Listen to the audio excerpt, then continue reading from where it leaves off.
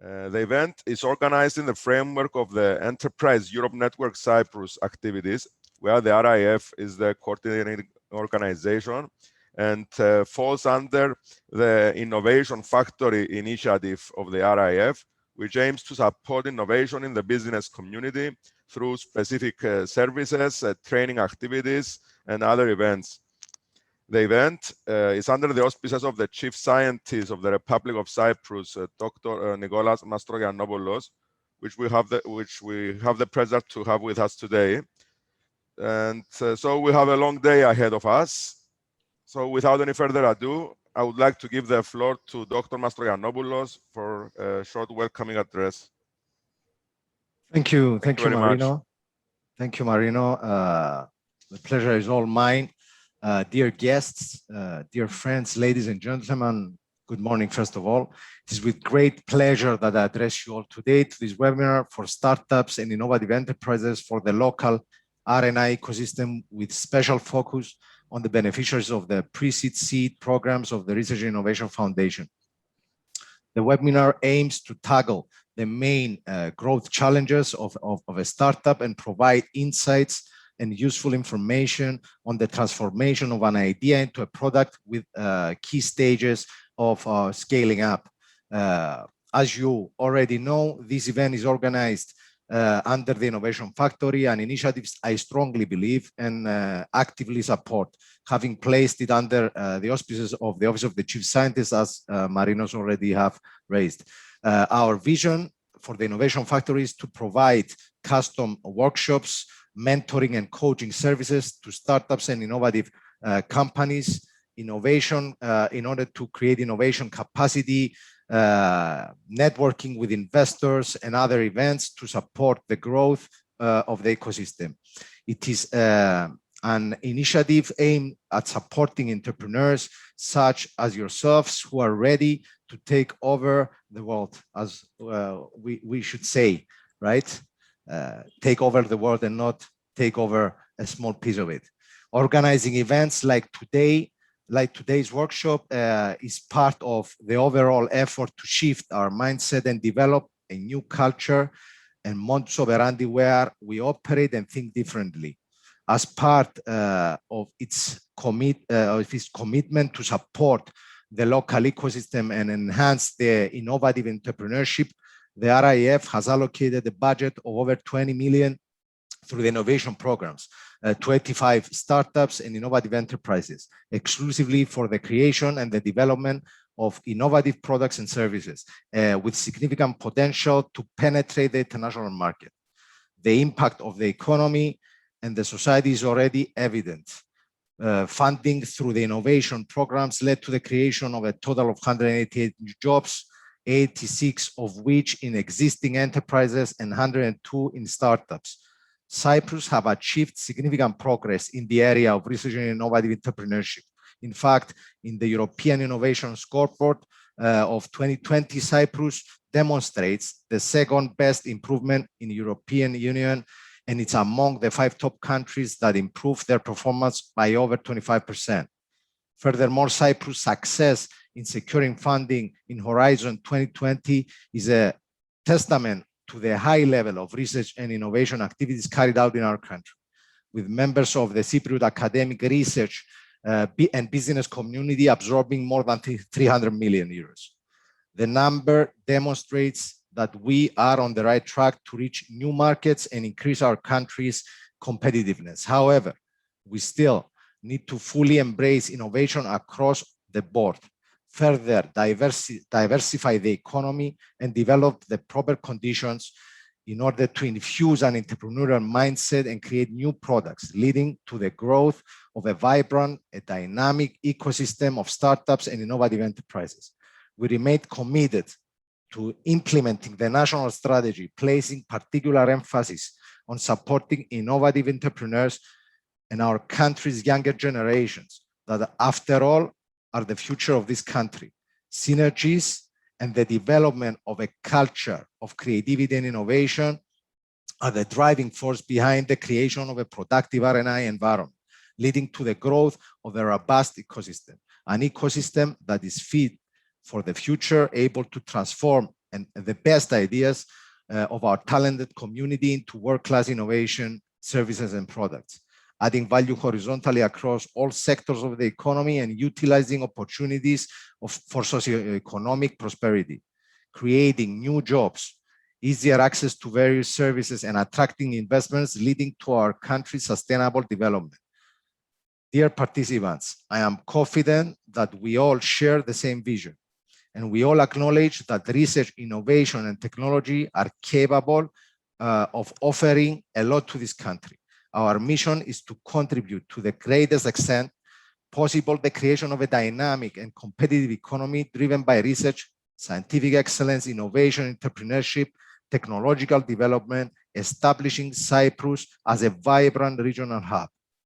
The time to leverage our strengths, to think big and map the path towards a bright future driven by the restless spirit of curiosity and passion is now.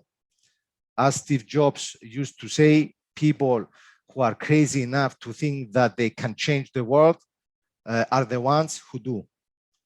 Let's grasp the opportunity and get ready to embark in the future by building the world of tomorrow today. Thank you very much. I would like to thank once more Marinos and Litsa for organizing this event and for their great job. And the whole of the organization that supports innovation day by day and being passionate to do so, having the vision and the scope to deliver at the end of the day. Thank you very much. And the floor is yours again, Marino. And thank you. Thank you, Dr. Mastroiannopoulos. I will give the floor now to our trainer today, Dr. Iraklis Ayovlasidis, which he will introduce himself. Before I give the floor to Iraklis, I would like to inform you that you can use the Q&A session to submit your questions during the webinar. So, Iraklis. Thank you, Marino. Thank you, Dr. Mastroiannopoulos. Thank you, everyone, for the very nice introduction and setting the framework of today's webinar. And ladies and gentlemen, warm welcome and good morning from my side as well. I'm really honored to be invited by the Research and Innovation Foundation today, and I'm very happy to hear this great numbers that Cyprus has been delivering on the part of the innovation on a European scale these last 2 years. And I'm really happy that I am here today with you, maybe in a small part, contributing to the ecosystem in Cyprus. And as a part of your journey, I will be using quite happily during this webinar a lot of pictures that have to do with travels in the sea. Actually, exactly in the same meaning that Dr. Mastroiannopoulos said, embark on a journey to the future, create the future. So I will be using a lot of these pictures in my presentation today. Let's go together on a journey to formulate your business go-to-market strategy. Well, how can you tackle the challenges that you are dealing with on a startup to scale up phase? Before I go to the details and to the agenda of today's webinar, however, just a few words about myself. My name is Iraklis Ayovlasidis. I'm originally Greek, born and raised in Athens. I'm currently working in Vienna, and I'm working in an innovation agency in Vienna. However, that's not the role I am here with you today. I'm actually a passionate contributor to innovation ecosystems, and I've been helping SMEs and startups grow for the last 15 years, let's say. I started also as a researcher myself in Athens, and I did quite a nice research, or at least I thought at that time, on forest fires and innovative measures through ICT technologies to combat forest fires. But this research actually ended in a drawer somewhere in Greece. And that's what has been driving me throughout my career.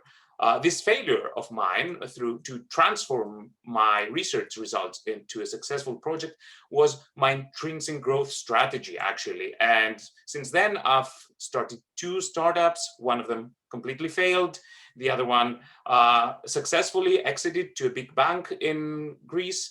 And that's the role and the way I'm here today with you as a mentor, as a coach for a lot of companies, addressing everything that has to do with getting finance, getting a successful venture, a successful company into the market.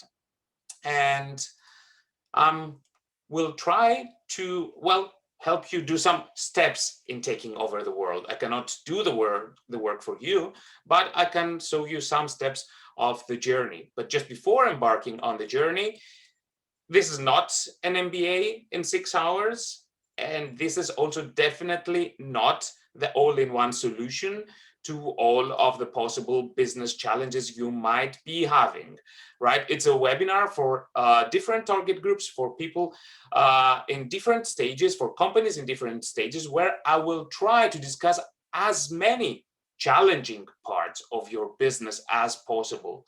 But of course, then you have to take the lead.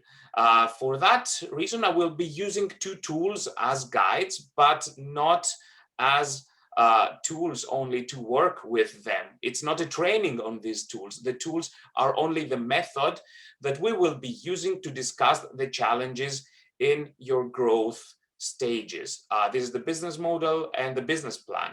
And we don't want to learn how to design the perfect business model. We will use them as guide to our session today. Feel free to ask your questions anytime in the Q&A session, and we will be having specific short breaks for Q&As where my colleagues Litsa and Marinos will be asking the questions that you have set in the Q&A session here on Zoom tool. And we will also be having quick pauses so that you can have a break or to have a short refresh and drink some water. What you need for today is a notebook, a pen, or a pencil. The reason why you need it is so that you can take your own notes. I would prefer that you do it old school, because if you do it old school, you just take notes during the webinar. The notes that are important for you, only these ones, your own takeaway messages. I think that's something very important to keep in mind throughout the whole seminar. And I will also give you some time to reflect during the presentation and write down your own takeaway messages, and also share them with the other participants on an electronic board tool throughout or at the end of the morning session today and at the end of the afternoon session today. You also need a browser window to access external tools, Mentimeter. We will be doing some polls, and this board tool that I told you, or let's say your phone, where you can access menti.com, and 5.5 hours time, but including breaks. And without further ado, the agenda for the day. We'll start with the current session, from the startup to the scale-up journey, from the idea to the product. What are the main challenges in the growth journey? And we'll recess for a quick coffee break in 1 hour, more or less. And then we'll be discussing about successful business models, using case studies, and what can we learn from these case studies or from successful business models that we can use in our ventures. We'll have an hour, 45-minute lunch break, and then we will be going further to successfully helping you formulate your business strategy through the business plan, including hands-on exercise and examples of business plans. And then we'll be ending today's webinar with a deep dive on the go-to-market and commercialization strategies, which are key factors for the success in the market, which is also the cornerstone of creating innovation, of creating market demand. So this is where we want to go today and do a deep dive into these sections. We'll wrap it up, and hopefully by 3:45, you'll be able to enjoy the weekend. And let's start right up with the first part of today's session, from startup to scale up, and from the idea to the product.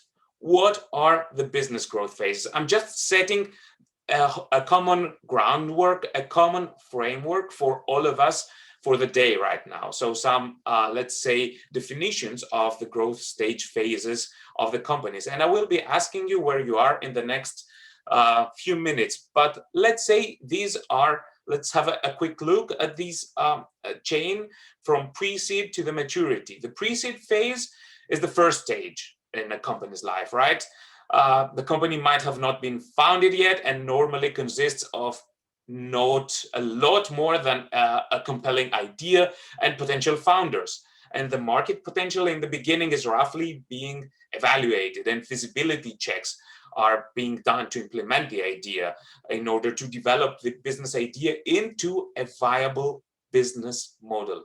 So at the pre-seed, we go from the idea to the business model, and during the subsequent seed phase, the first business plan is put together, which definitely needs to be revised in the later stages, but time is spent on then completing the founding team and preparing the foundations for the company.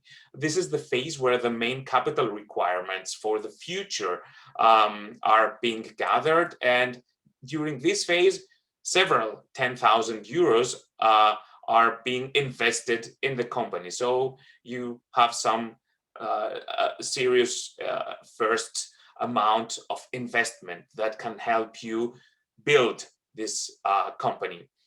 After this startup phase has been reached, the company has been founded, the initial management team is in place, and work can start on really developing the product that might be up to that point only on a prototype stage. So this is the work that needs to be done on the early stage. Develop the product, register the product or the IP, like patents, obtain licenses, check the market requirements, regulations, do some preliminary marketing. And during this during this phase, the investment volume will definitely rise to several 100,000 euros. And by the time the first stage is reached, the product development has been concluded. And well, let's say if you're not in a medical sector or life sciences sector where clinical trials or other processes and approvals are needed, you do have already a marketable product, and first revenues are being generated. If you are in the life sciences sectors, then the clinical trials are needed and the testing phase starts. The first employees join the company, and the financial requirements vary very much at this point. And this could be the second stage. The company is making profits and aims for expansion. And due to the company's growth, also in terms of employees, the internal organization needs are being evaluated and improved. So that's let's say the scaling phase where new personnel, new processes have to be developed, and the company grows fast if we're going to take over the world. And the later stage, when the company reaches a level of maturity, well, this is the part where the tricky part is. This is where we have to focus on sustainable growth, find and address new markets, future markets, as well as new fields of application in the market. So this is where we have to target new growth for the company, optimize processes, and well, depending on how successful we are, we might get acquisition offers from bigger companies or develop into viable small and medium enterprises. And maybe for some of them, the option of an initial public offering, an exit, might be another logical step during the later stage. So this is the phase where I would definitely be wishing you to go and reach even a unicorn stage, a valuation of 1 billion euros. That's more or less one of the ways to describe all the phases in the startup journey. But I would just like to stop speaking for a while and get a better understanding of the group that we are here today. And I would like to ask you to open a Mentimeter window on your browser. So you have a QR code here. You can scan the QR code with your phone. You can join this link that you see written on your screen right now or on your chat window. I will be sending it right now. And I will ask you some questions. So if you don't mind, please join Mentimeter. And I will be checking this out with you right now. If you are already there. If you are already there, just give a heart or a thumbs up, depending on what you like, on this quote of Steve Jobs. This is a quote of Steve Jobs, who said, actually, I'm always amazed how overnight success takes hell of a lot of time, right? Overnight success, the dream, or everything that everybody is producing and is portraying on the social media, takes much longer than expected. And even success might come really overnight. You have definitely worked for that for more than enough time. You definitely need to prepare, to work until you manage to reach this successful stage or to make your venture a success. I see we have more than 20 participants, 25 participants on Mentimeter. You can also use the code 74421054 to join it. And I will start this poll right now, and let's get to know each other with my first question. In which business growth phase are you right now? These are the business growth phases that we already said: pre-seed, seed, early stage, growth, or maturity. Let's see.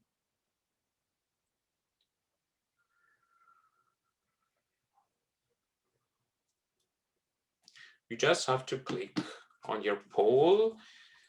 17, 19 people. I see most of the people, the target group that we are focusing today, are on a pre-seed stage. So 10 out of the 20, 50% are on the pre-seed stage. Let's say 75% of pre-seed and seed. So we are definitely on the startup stage, and we are happy to have with us some companies that are a bit on the further steps of their development journey. Excellent. I'm really glad to understand this today and to see how the target group is actually, how the mix of you is today here with us. And I will ask you again, if you see another kind of business growth phases or stages, where are you here? Do you have an idea or a concept only? Have you developed it into a prototype?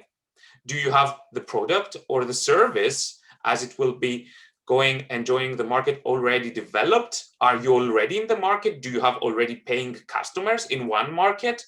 Do you have maybe paying customers in another market? Or are you in a successful growth scaling up phase?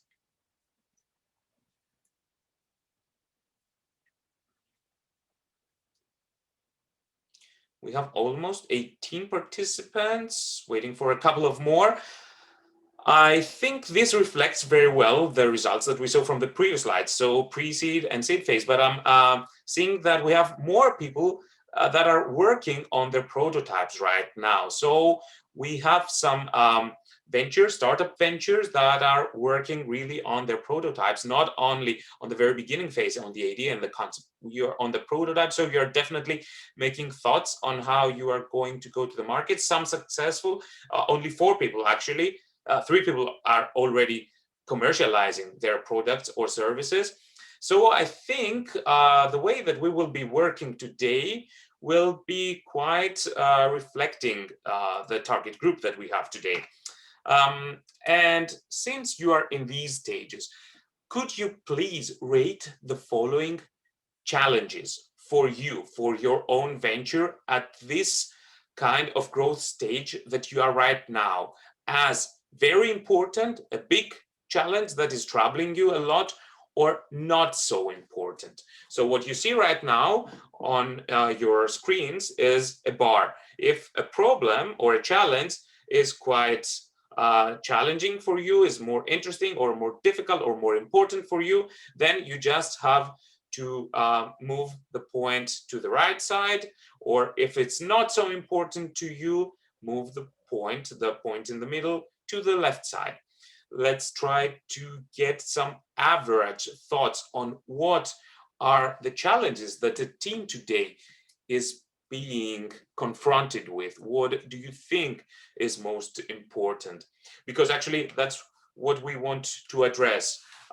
see what are your main problems. And it's not something that we only want to do today with a webinar, but it's something that is a part of the ongoing initiative of the Research and Innovation Foundation of Cyprus and of the Innovation Factory in Cyprus. So this is something that's definitely interesting for us in order to be able to help you further in your ventures.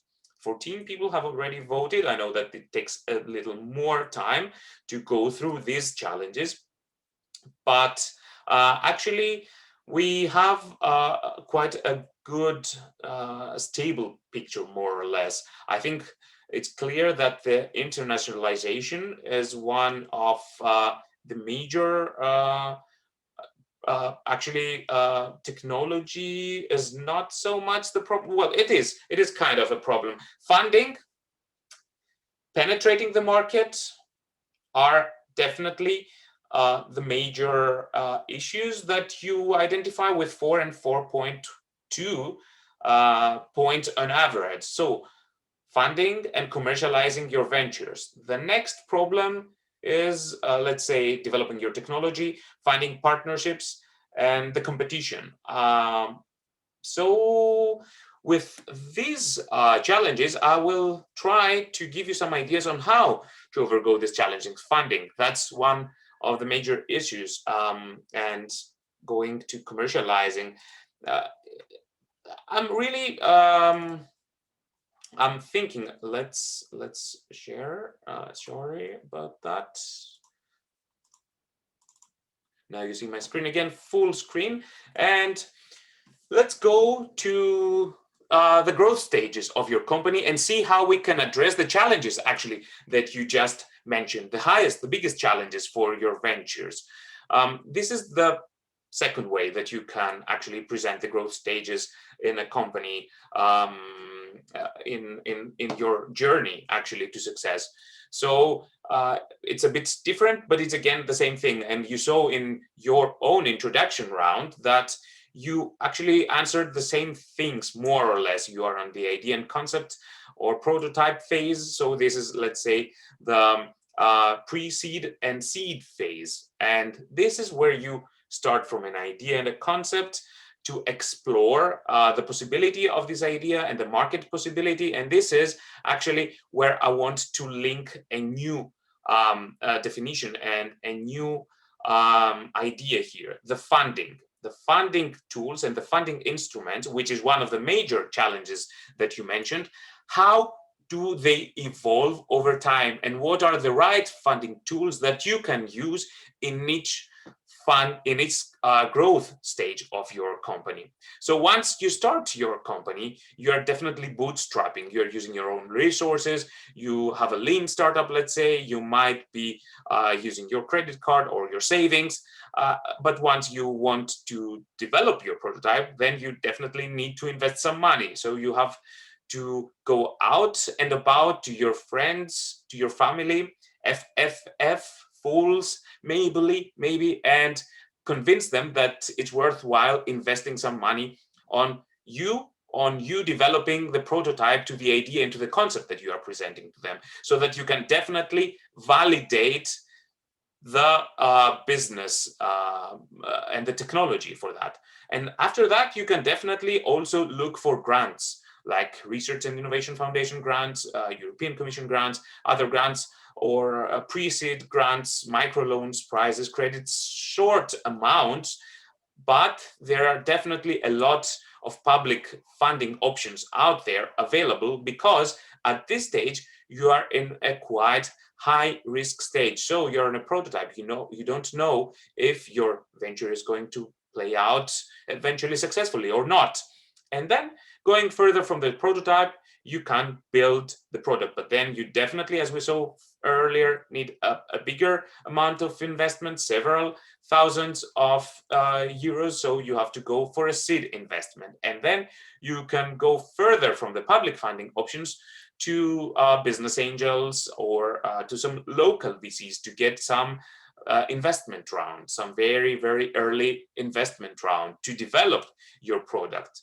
And right there, it is the sweet spot where you will develop your product, you will enter it in the market, and you will start generating revenues. And once you start generating revenues and you reach the break-even point where you do have already won the money that you have already invested, then you are definitely in a good part of the market. You're definitely able to attract further capital through higher VC funding rounds and go and launch your product to more than one markets, grow internationally, and find further funding options that could address the growth stage at this part. These are like bank loans, guarantees, leasing instruments that are there from the capital market available to help you in a phase where the risk that you have is much lower. So at this point in market, you have a much lower risk, and the people who understand and want to invest in a low risk venture are definitely more conservative capital instruments like bank or such kind of capital instruments. And once you're successful, you might be looking into a trade exit, into an IPO, to the capital markets, or to any other scheme. So let's say this is the journey from starting up to scale up. And you already mentioned a lot of challenges in the stages where you have to go through. If you also look in the internet, you can find other ways that actually portray these startup development phases, from the idea again to the business, from attracting talent to getting up and running a successful organization, a big organization that has established processes, from the problem and solution fit to actually finding a strategy that is fit for the founders and for the vision of the company, to committing to getting the market fit with the right kind of product, and to getting the right kind of business fit with the right kind of business model. And you have to go through all these phases, right? But I would like to simplify it a bit. And you are more or less, a lot of you are in the startup phase, or more of you are in the startup phase. So you definitely know how you are trying to develop your idea and build it into a product. And this is what we used to be doing in the past in trying to transform an idea into a successful product. We had the idea, we used to get some grants or investments to build it, do all the R&D, then plan the marketing, the branding, and then go to the market and sell it. But what I hope you have been doing in the last weeks or months of designing your venture is a different thing, is a different way and route from the idea to the product. And this actually repositions one of these 4 blocks in the growth, in the idea to customer stage. Actually, the block customer is not anymore in the last position as it was in the previous slide, but it's in the second position. And this is actually the mentality of the lean startups that you have already heard about, that I hope you are also following. And this is the way that the startup world actually operates today, going directly from the idea to get customer feedback before building the product, before investing thousands of euros into developing a product that might not have the right market fit. So you go from the idea to the customers, really to actually search for the right kind of product that addresses their needs, and also search for the right kind of business model. And that's what we call the lean startup approach. You will have access to the links and to this presentation, so you don't need to make photos of the slides. But this is actually what you should be doing right now. Let's say experiment, get customer feedback, and iterate based on the learnings that you have from the market and from your customers, in order to adapt and find the right kind of model that gives the right kind of market fit in that case. So that's why most of you should be working, or hope are working, on a minimum viable product. That's the first thing that startups should be doing. So learn from the customers and try to devise a first product that's fit for the needs of the market without a huge investment. You don't need to develop in the very beginning a product that has all the features that it will have in the end, or all the features that you might be thinking in your first ideation phases. You have to do, however, a product that's viable for the market and can really be useful for your customers.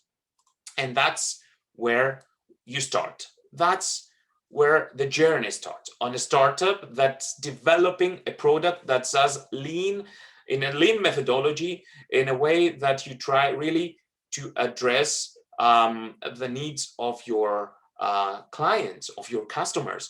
And that's a way to address the early stage barriers that we have. Let's say the funding. If you don't have enough funding, the lean startup methodology helps you exactly into that point to invest your resources in the best possible way in order to get the most important feedback from the market, from the only thing that can sustainably finance your venture. That's actually the market, right? The market itself. And then if you manage to do it, cross this chasm, this death valley, so-called, and you definitely have heard about that, in order to become a scale-up, or maybe a scaler, or sustainable corporate. And let's say for the startup phase, the biggest challenge for me is to search for a repeatable and scalable business model. It's not the finance at this point. It's the search for the repeatable and scalable business model that should be troubling you. And of course, for that, you can find the right kind of finance that needs to be invested for that kind of activities. Then for the scale up, the exponential growth and the market development is the biggest challenge in that case. And for the scaler, to sustain the market leadership and growth. But we are more or less in this phase today, in the search for a repeatable and scalable business model, or actually in getting the prototype to the market that we saw most of you already have. So this is the main challenge that you should be addressing, and that's why there are a lot of options out there for finance and a lot of possibilities out there. And I will give you a short overview of the funding options that you have once out there during this growth stage. And if you have any questions during these funding options as I speak, please write them in the Zoom Q&A field. So let's see how you start and how can you financially support the growth from the idea to the scale-up venture. At the idea stage, you're just yourself, you, a founder that has some money to invest, maybe $15,000, let's say, and you are trying to develop your idea, you're trying to formulate your idea and the product, how it might be working in the market. And this is a phase where you own your idea, where you own your company. You're alone, you and your idea, you and your venture, and you have the full ownership of your venture. The next logical step is to find some other people who believe in your idea and who can help you make it work. So you look for co-founders. And how can you work with them? Well, you have to split the money, and you might ask your co-founders also to co-invest, let's say, to co-invest the same amount of money. So that's why you might ask your co-founder to invest another $15,000, and then you split the shares of the company that might be already founded or found or not yet. However, that's the first part where you have to understand that you are sharing your idea with others, you are sharing your venture with others, and you are sharing also, let's say, your stocks, or your stocks, actually, your whole, the value of your business with others.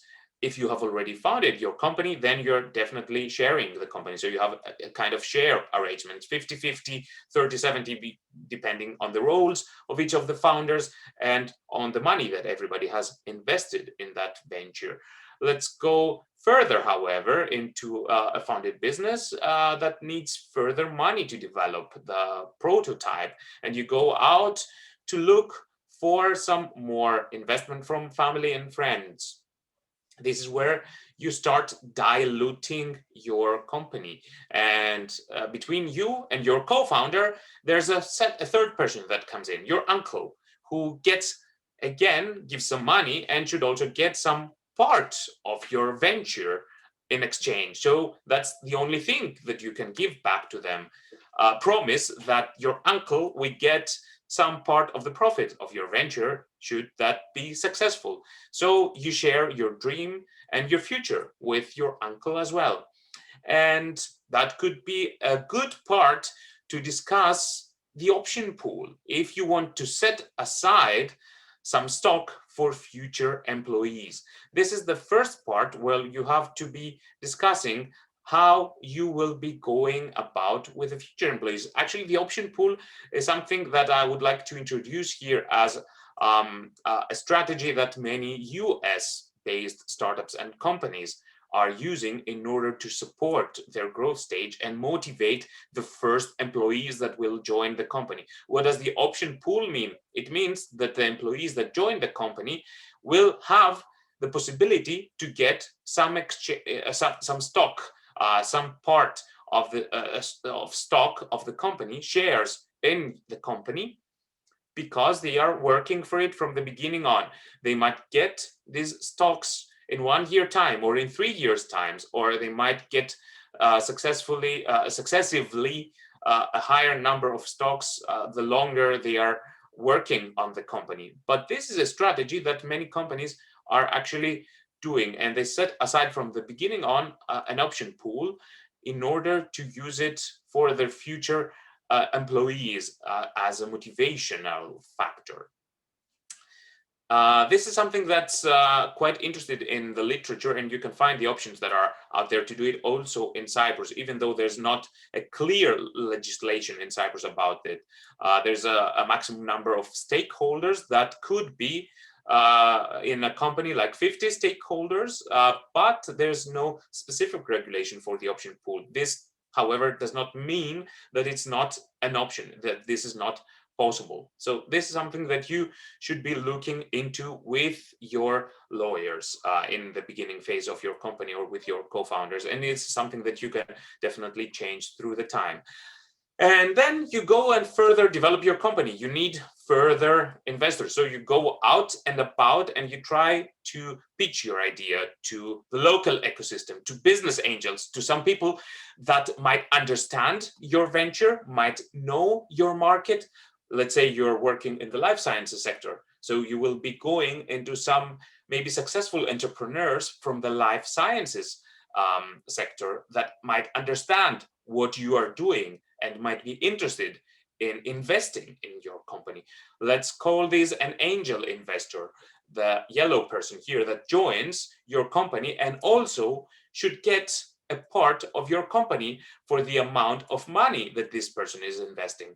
So based on the new investment, the whole shares of the company are being further diluted, of course, on a percentual basis. So as the company is growing and as more money comes in, well, the valuation of the company at each stage defines what kind of percentage, stock percentage, share percentage, this person or this organization that is joining at that point of growth your company is getting.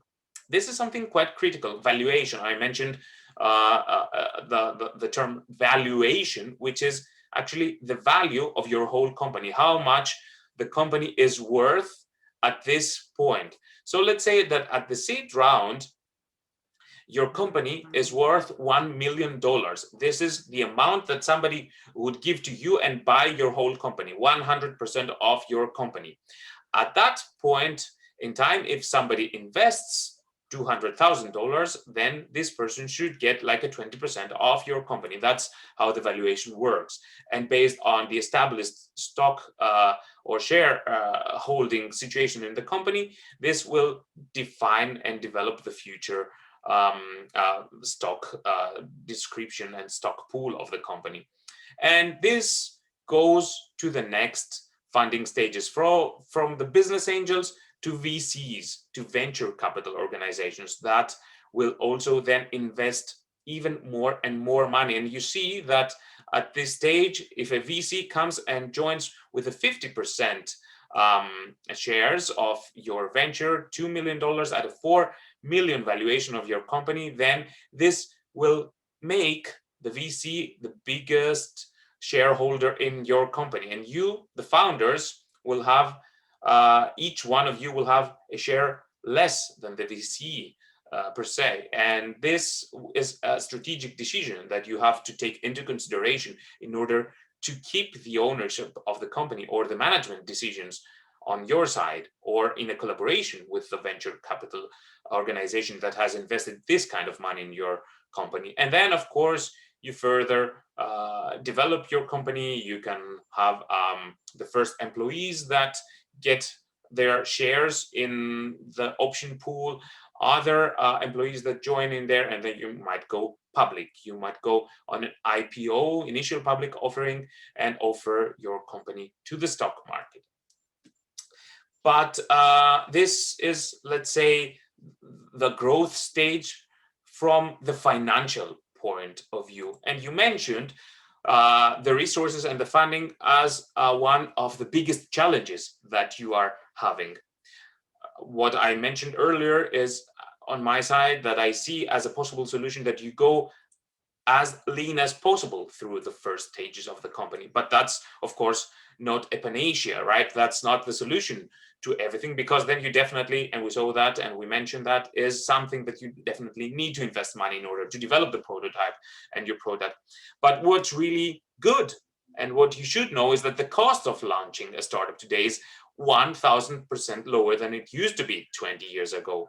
And there's a lot of tools that you can use in order to develop your prototype. You can use cloud technologies on a very low cost. There are a lot of cloud, if you're working again on an ICT sector, then there are a lot of offers that Microsoft, Amazon, Google, the big cloud players are offering to startups in order to use their technologies and to lock them, of course. That's an offer that has two sides. On the one side, you get free access to high computing power. On the other side, you are more or less locked into a specific technology from the beginning on.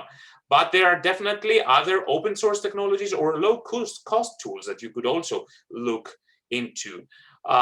What we also saw through the pandemic and what we learned is that we have to be working in the future through flexible environments. So you could also be using remote workers. You don't need to invest a lot in office spaces and structures. The mentality in the market, the mentality in working together is quite different. Within the last 6 months, we have seen the world moving into a different, the work world actually moving into a different level.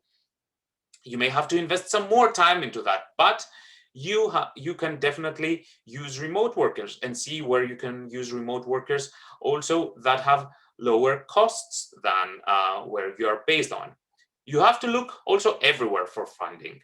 And the good news is that the European market in 2021 has been really increasing. The investments that are being done in Europe in the last 2 years have increased enormously. Investments from the angel part, from the early seeds, from the later stage, from the public organizations, there is a huge year-on-year change, 130%, which is the reality of the market today. The European market is developing, and there's a lot of capital out there. And it's actually the point where the other markets abroad, the US market and the US investors, are becoming aware of the startups in Europe, and they are becoming more and more interested in investing here, and they are developing branches in Europe. So the thing is that the good news is that the market, the European market, is at its most promising stage ever. And when I mention look everywhere for funding, I do mean look everywhere for funding. Go beyond the borders of Cyprus. Go as far as possible that you can in order to attract the money that you need. The biggest investors, of course, currently operate in the German market, in the UK market, in Europe, but the French market is really up and coming, and there are very high amounts of investment in the latest years. And there are definitely other countries as well, like the Netherlands, Sweden, where we see a lot of investment possibilities and options. So you have to look everywhere and find and attract the right kind of funding, and use all your resources. Use people that you know from your network, use people that you meet from your network, use mentors that you might need or meet in the future, and go and find and get the funding that you need. A big challenge in that part is know what to do next, right? And what I want to highlight here with this challenge, before going to the challenge that you mentioned earlier, commercialization, is that you are not alone in that part, right? You can find people, peers, that can help you as mentors in your ventures. You can find mentors through the research and innovation program in Cyprus. Actually, as part of this initiative, you can also find advisors that might be interested in joining your venture. You might find people who want to help you because they know the challenges that you are going through. They have been through the same challenges, and they are the peers in your own innovation ecosystem. That's actually the positive of an innovation ecosystem that is in growth, as the Cyprus ecosystem right now, that you have companies that are being successful, and these successful companies want to share their learnings, want to share the success. So don't be afraid to look out for advice out there, for more experienced people who know or who can help you identify what to do next. And it might be a simple advice, but I cannot highlight that enough. I think you should, and I know that most of the successful startup entrepreneurs are very, very optimistic about their venture. They believe in themselves. I do believe in myself as well, but you also have to understand that there are people out there that are more experienced than you and might help you exactly with one right tip of advice at the right kind of point in time. There are studies, if you look at it, the statistic also supports it. Mentored founders increased startup revenue 83% as compared to only 16% for non-mentored entrepreneurs. And the mentors actually are there to guide you towards your goals and to support your way there.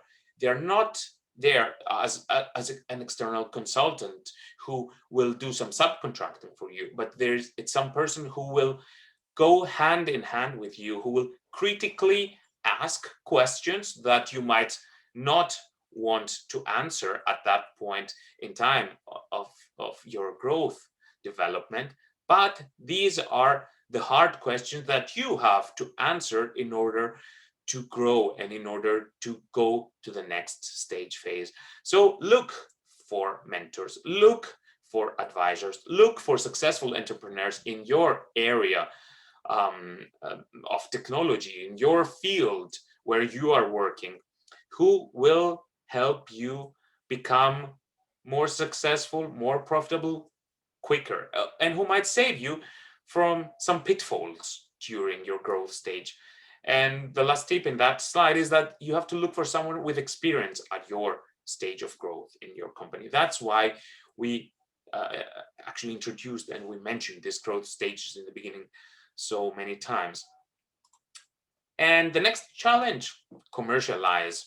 That's one of the things that you highlighted as the second most difficult, or actually the first, if I'm not mistaken, most important challenge, going to the market. And what you have to do there, find the right business model. That's actually what we will be discussing today a lot more after this session. But the main idea, the main concept that you have to understand is that you have to start your commercialization efforts as soon as possible. Even if you're in the prototype stage, or even if you are in the idea stage, you have to start some marketing, active, passive marketing. Try to see, if you do a website, how many customers register on your website or might be interested into that. What do social media posts say about that? Get customer feedback, let's say through the internet, but also get customer feedback physically. Go out of the building, go out of your office and ask your potential customers about their feedback. And this is the best way to develop your commercialization strategy. This is the thing that you need to do in order to find the right kind of market fit, the right business model. And this is where you will have to be brave. You will have to pivot. You will have to change your business model. You will have to iterate. You will have to adapt and do changes, a lot of changes, in order to find the right kind of idea and a product that people really need and recommend. But if you do that early enough, then you are in the right way. And actually, you're in the right webinar today. Last challenge, which you did not mention. You did not mention a lot. However, I think this is one of the biggest challenges that are waiting for you after the pre-seed. And you might be already addressing that on a seed phase, attracting talent. A company, a solo founder, could be a one-man show, but a team is definitely more likely to build a successful startup.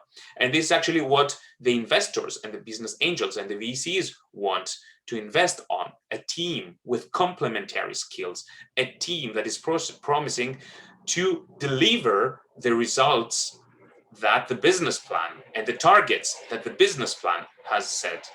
So this is where you have to start in the very beginning on and try to look only for the best of the best and attract the best talent possible in order to get the right kind of people who have the same goals with you and who can help you throughout your growth stages. Start with partnerships if you don't have a lot of money to invest or to spend on your employees. That could be turned into a co-founding relationship. Start then with turning your co-founding relationships to relationships that are long-lasting and mutually profitable for you. These are four of the biggest challenges in the growth journey. But this means that if you do all this, you should be successful, right? And of course, you know that this is a rhetorical question. The answer is no, because you might already know, you might have heard it, you've been to other webinars. Well, a high percentage of all new products fail. What would you say is the percentage of all new products that fail? You can write in the chat maybe a quick number. A percentage. If you think that this is the number of products that fail. I would do like, and I did it for you, like a Google search. What percentage of new products fail? And you find a lot of numbers. I see some of you already wrote 80%, 95%. Other ideas? You are actually quite correct. I will show you quickly the results of my Google search. Let's say there are different numbers you find according to Harvard Business School. Every year, more than 30,000 new products are launched. 80% of them fail. Another research, 95% fails. The University of Toronto reports failure percentage between 70 and 80%. Most of the people in the internet say something between 70 and 90. Other statistics from Nielsen say more than 85%. I will take a number of them that you also mentioned here to be on the safe side. I will not say 90 or 95%. I will take 80%, let's say. That should be okay, right? And ask the question, what causes these 80% of all new products to fail, even if they are the right kind of products, the right kind of technologies? And the answer is a quite simple answer. Preparation. Companies are so focused on designing and manufacturing new products that they postpone the hard work of getting ready to the market until too late in the game. So again, commercialization. This is actually a very interesting article on Harvard Business Review that I would definitely suggest that you read at some point. It focuses on these challenges in the commercialization phase. And this is another way that I wanted to highlight how important it is to go beyond designing and manufacturing of your product and your prototype, even in the startup phase, into the aspects that have to do with the commercialization of your product and the go-to market, which we'll be discussing today. And this is a first part for reflection from your side. I would like you to ask questions if you have up to that point, and we can answer them at these points in time. You can also write down your own notes based on these challenges and on this first general part on the growth stages of a company, on the challenges. Did you find some solutions already on the challenges that you have right now? Or do you think that some of these challenges are even more important than you right now? Do you need to do something differently? Reflect and write it down in your personal notes. And feel free to ask any questions that you might be having in the Q&A session of today. Indeed, thank you so much, Iraklis, for this first session, a very interesting session. Define your stage of growth. So look for mentors, look everywhere for funding, which is a very interesting advice. And of course, commercializing, finding the right business model. So let's see if we have any questions coming. I mean, as we've heard from Iraklis, you can use the Q&A function in the control panel. So we'll just give you a couple of seconds to see if you would like to discuss something based on what we've heard earlier. So we're just seeing if there are any questions.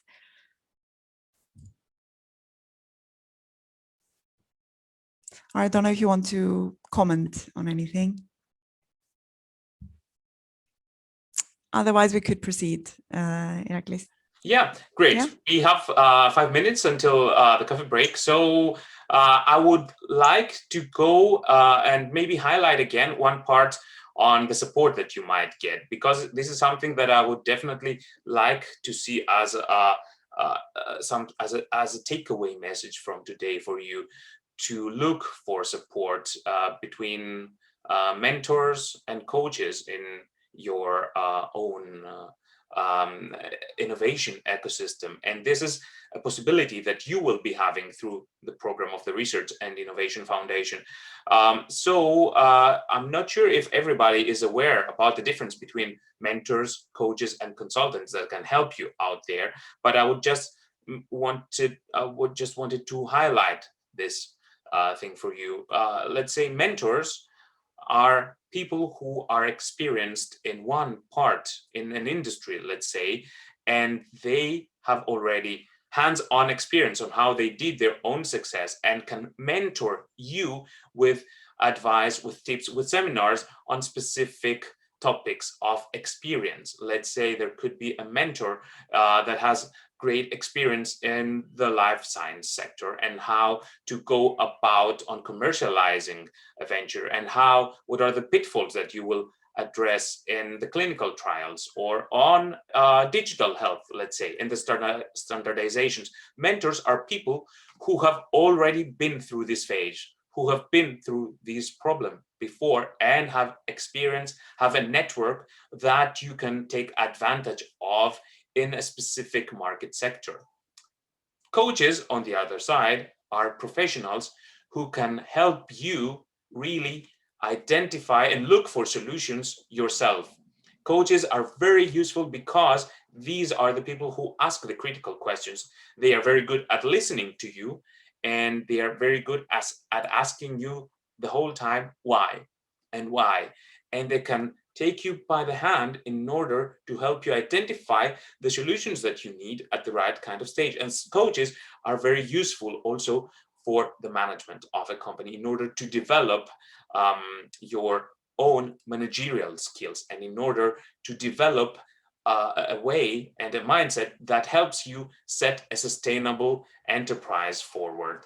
So these are the coaches that you should take advantage of. And consultants are people who you can outsource a specific task to do. Let's say you need a market research, then a consultant could do that for you, let's say. And this is quite a different category that you might want to address. I see some questions already. Yes, I was gonna say we have a first question. So can you propose some effective ways to market a product? So that's the first question. Of course, this is actually the thing that we will be discussing in the last session of today. So I will not answer it right now. I will, do a sneak preview in a later stage, actually, at this seminar today. So we'll discuss this later on. And then another one, which is very interesting, actually. Despite being funded and having an MVP, we find it hard to get Cypriot investors to provide funding. As we have discussed with some of them, they mainly invest in construction, trade, forex, banking services, and in best case scenario, websites. What are your thoughts on this? Did you have any interaction with Cypriot VCs? Very interesting.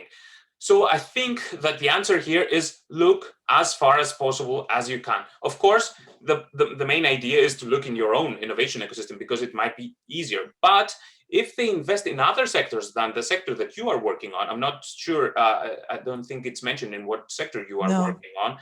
But if they are not investing in your kind of sector, then you should go out of the innovation ecosystem in Cyprus and look for the right kind of investors. And it's definitely much easier to talk to someone in the beginning who understand your sector and your segment in the market where you're working. I think that's the best thing that you should be taking. If you don't have a match on that, it doesn't mind if you are from the same country. I would also not be looking for an investor only because I'm Greek to get a Greek guy to invest in my venture. It might, let's say, make a first contact easier. You might get a first contact easier, but you will not get the investment, because even if we share the same, let's say, country of origin, even if we share the same language, even if we share the same mentality, this doesn't make sense for this person to invest his or her money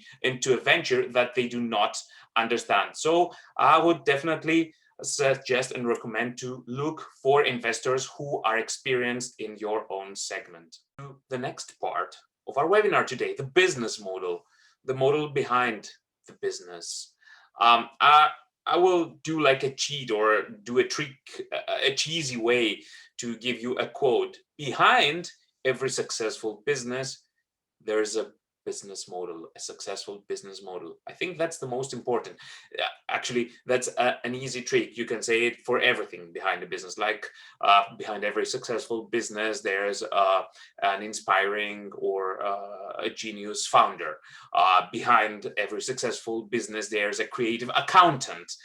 There are people who also say things like that. But I do strongly believe that the model behind the business is the cornerstone to its success. And actually, it's the heart of the business. What is a business model? And why is a business model relevant for our discussion today? What can we learn from building the business model of our business? Well, business model, we are talking about models, right? So, physical models that can resemble real world objects and represent a situation in the real world.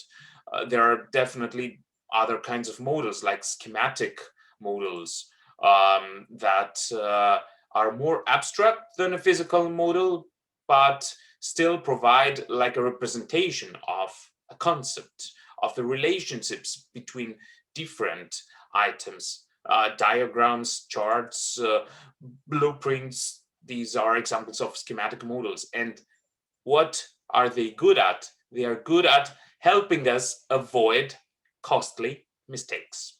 When we build, let's say, a city, a physical model might help us understand how things are working on that physical model. What should we take into consideration that we might have not? See some other relationships in this diagram that can help us do then the better planning or the implementation of the product, of the code, let's say, for a program or of a network. So they are very good at that. They are also very good at helping us ask what if questions. What would happen if the bridge would fall down? What would happen if this primary key attribute gives a different ID and a different value? And a business model is exactly the same kind of thing, a schematic model that helps us gain a good picture of a business, of how the different entities of a business come together to create value for the customers. What are the business entities? Marketing, let's say, sales, engineering, product development, manufacturing, production, HR, IT administration, external partners, suppliers, and this all gets into a picture, into a model. And a good understanding of business model can help managers in different entities of a business with gain the big picture of the business and understand how different pieces fit together and develop a specific vocabulary or a strategy, let's say, for the business, and speak the same kind of language throughout the company. Develop a shared understanding of our goals, of our customers, of our relationships with the external business environment, and thus conduct high quality discussions and meetings with our internal partners, colleagues, future colleagues, with our internal employees, with interdisciplinary teams, but also with external partners. And this helps us really give a concrete image to a business. Just some quotes. The business model, you will find it's the story that explains how an enterprise works. A business model, there's Clay Christensen says that it should consist of 4 elements: a customer value proposition, a profit formula, key resources, and key processes. There are different ideas about business models and different definitions, but I think the main thing that you could keep one of the most accepted definitions for a business model today is that from Alexander Osterwalder. who is leading the business model canvas. He's a thought leader in the field of business model innovation, and he has actually authored a book. He has a website on that. He says that the business model describes the rationale of how an organization creates, delivers, and captures value. How is value created? What is the way that the company creates value? What is the revenue model, and from who? Who is the target customer, and how is that done? With which value proposition to the customer? These are the main underlying questions for a business model. I would simplify it, the definition. I would say that these are all the choices that you make to run a business.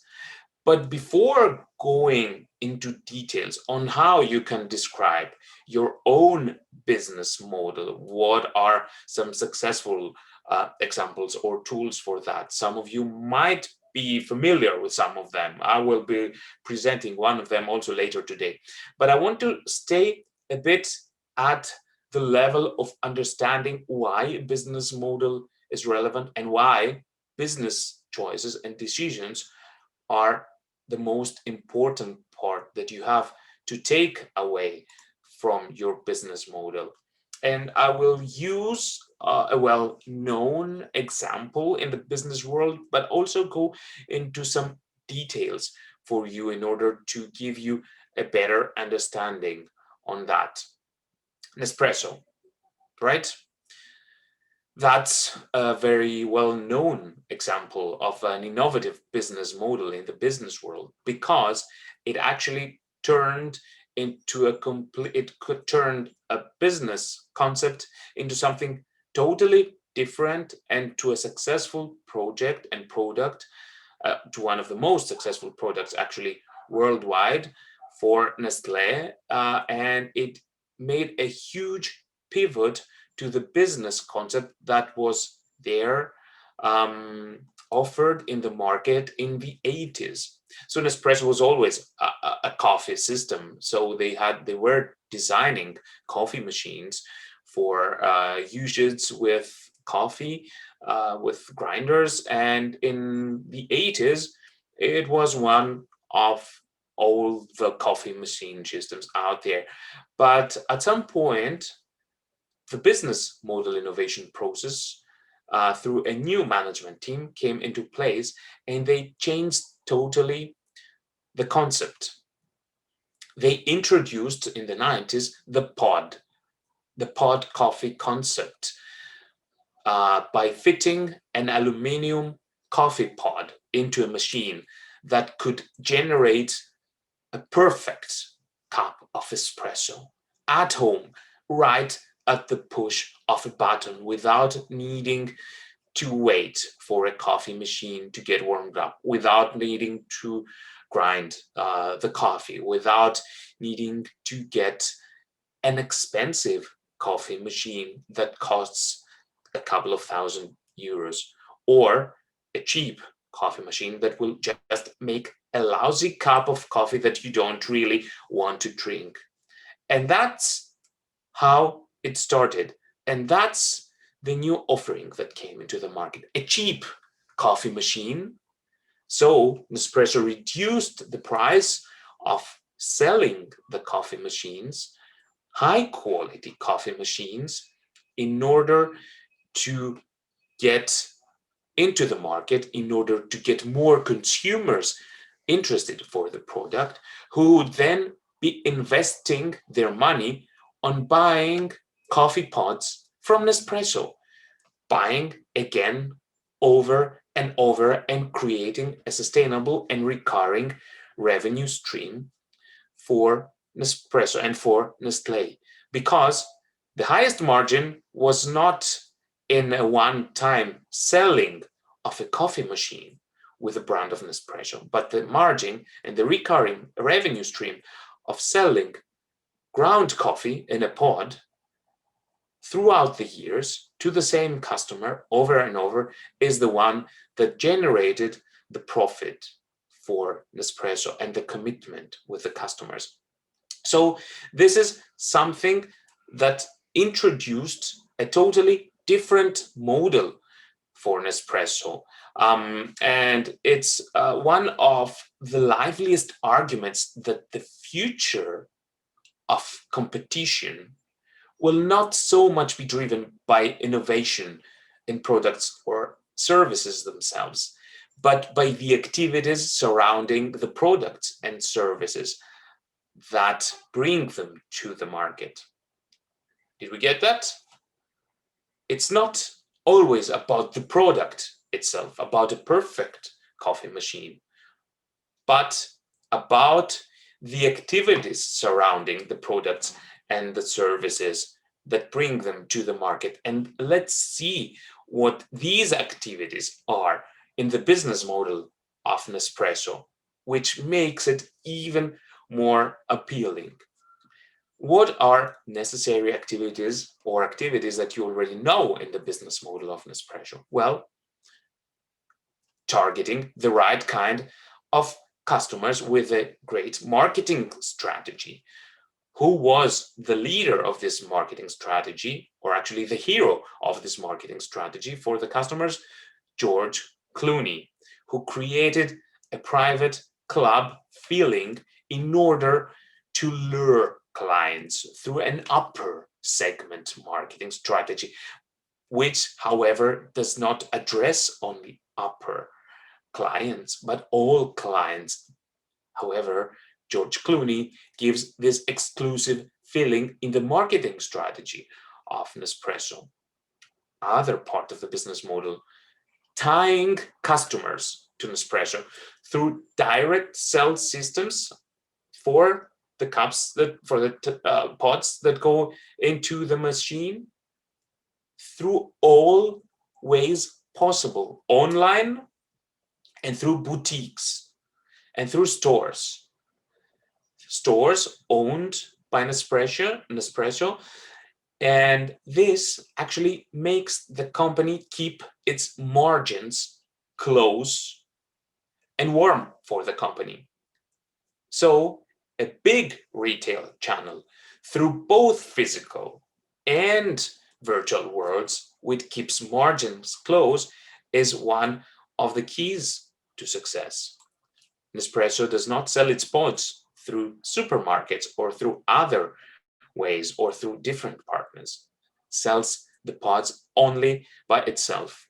And it does not do manufacturing of things that do not generate revenue for Nespresso. So the production of the coffee machines with the label of Nespresso is done by third-party manufacturers under, let's say, at cost technology licensing.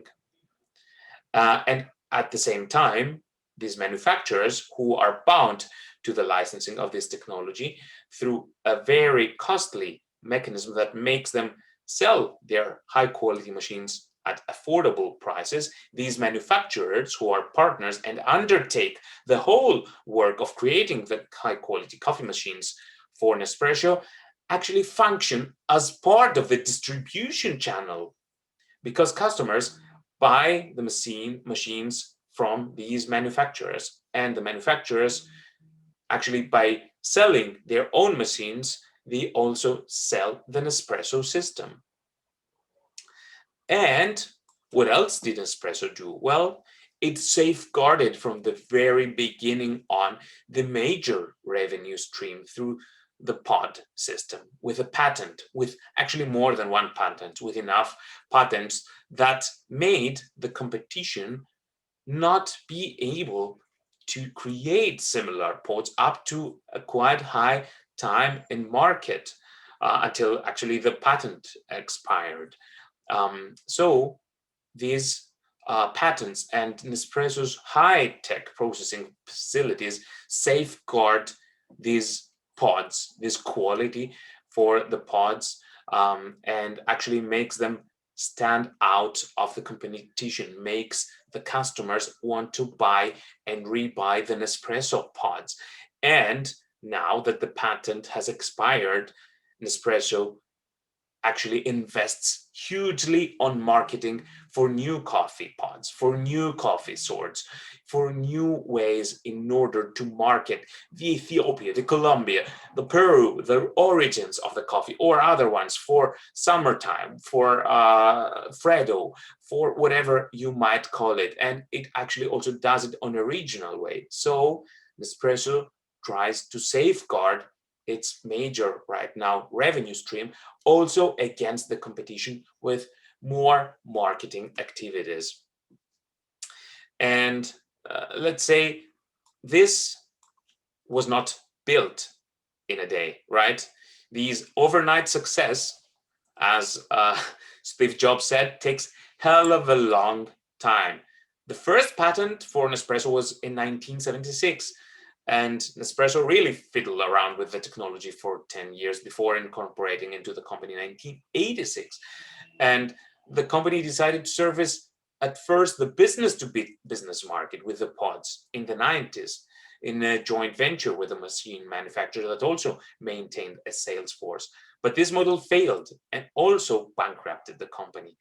And around 2000 was the point in time where the overnight success came, where Nespresso innovated its business model and worked it on what it is today. And this is a model that still, after the patents have expired and after everything, is a model that shows a year-on-year growth rate of more than 15%. And it still is one of the fastest growing divisions at Nestlé. And this is what successful business models is about.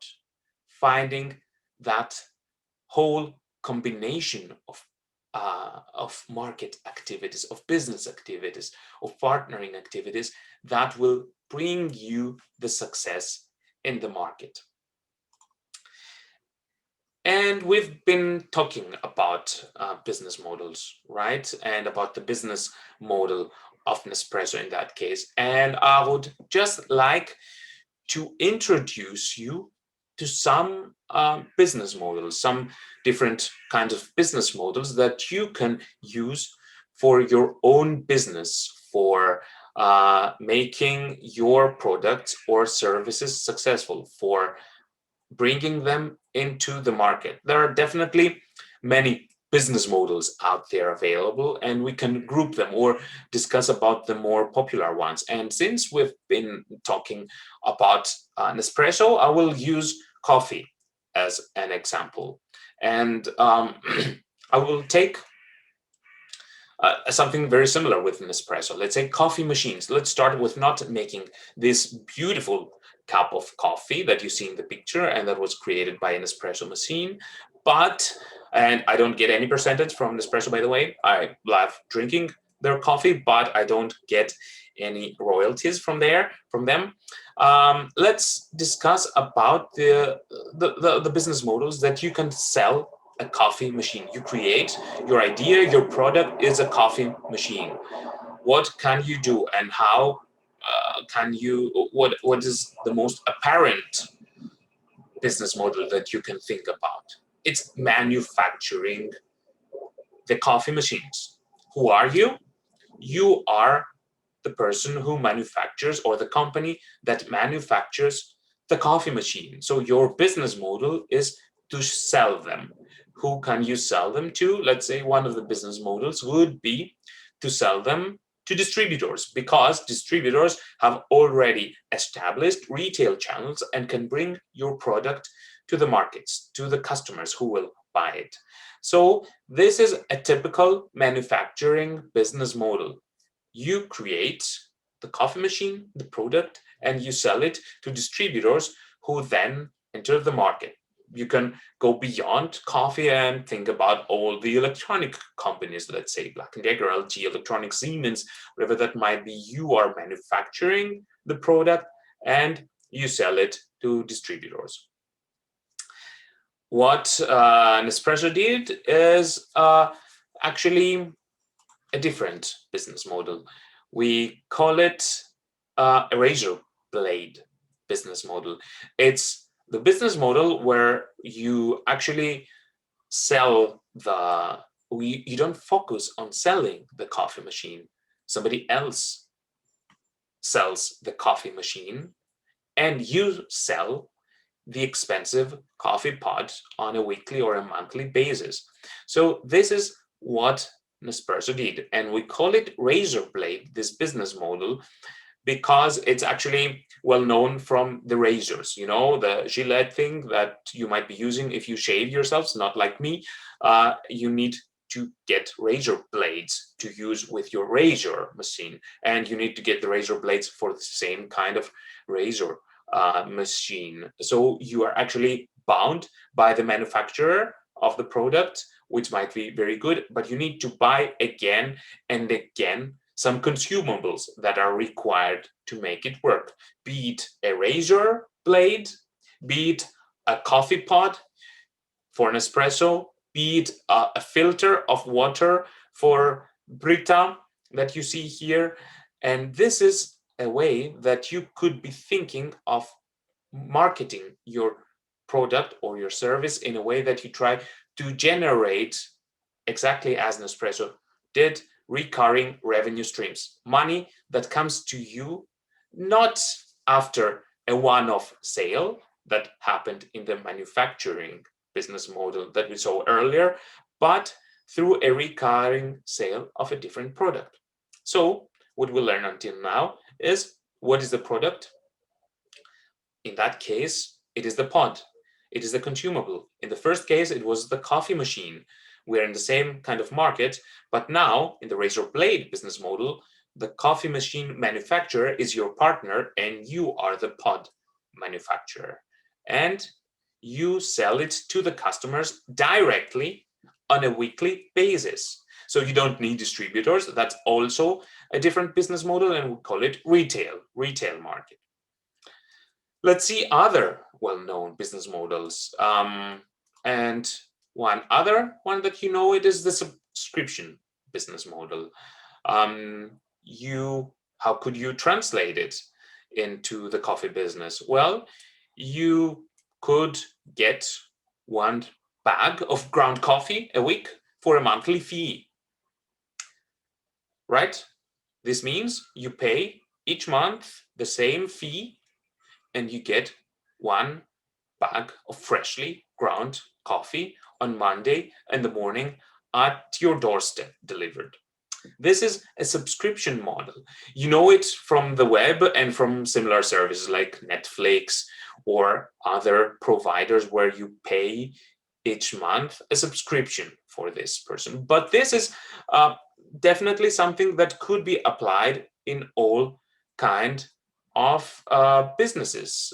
It's not only for the kind of web business. It's not only, let's say, also for your telecom provider, where you pay your subscription with a monthly fee for your cell phone. You could use it for coffee, as this business model implicates. You could also use it for food, like HelloFresh. This is or Marley Spoon. This is exactly a similar subscription-based business model. Well, you pay for a weekly fee and you get a fresh bag of food with instructions on how to cook it on a weekly basis at your doorstep, or beer from Beer Cartel. So the whole idea is to just understand how the subscription model works and innovate in your own business and see if it could be applicable in a different way for the product or service that you might be offering. And you might want to lure your customers with another business model, like the freemium model. You know it from Spotify, let's say. You get 1 month free and then you have to pay. You could do it also for coffee. Give 1 free cup of coffee a week from your coffee store, but then if you want more, you'll have to pay to get more.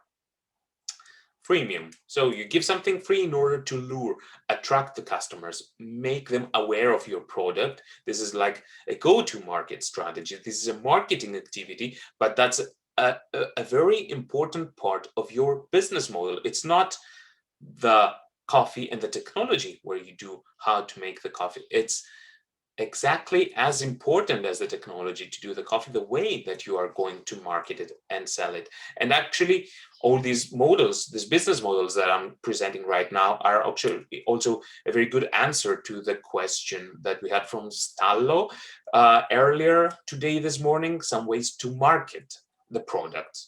What are these ways to market the product? Another way is this freemium model, let's say.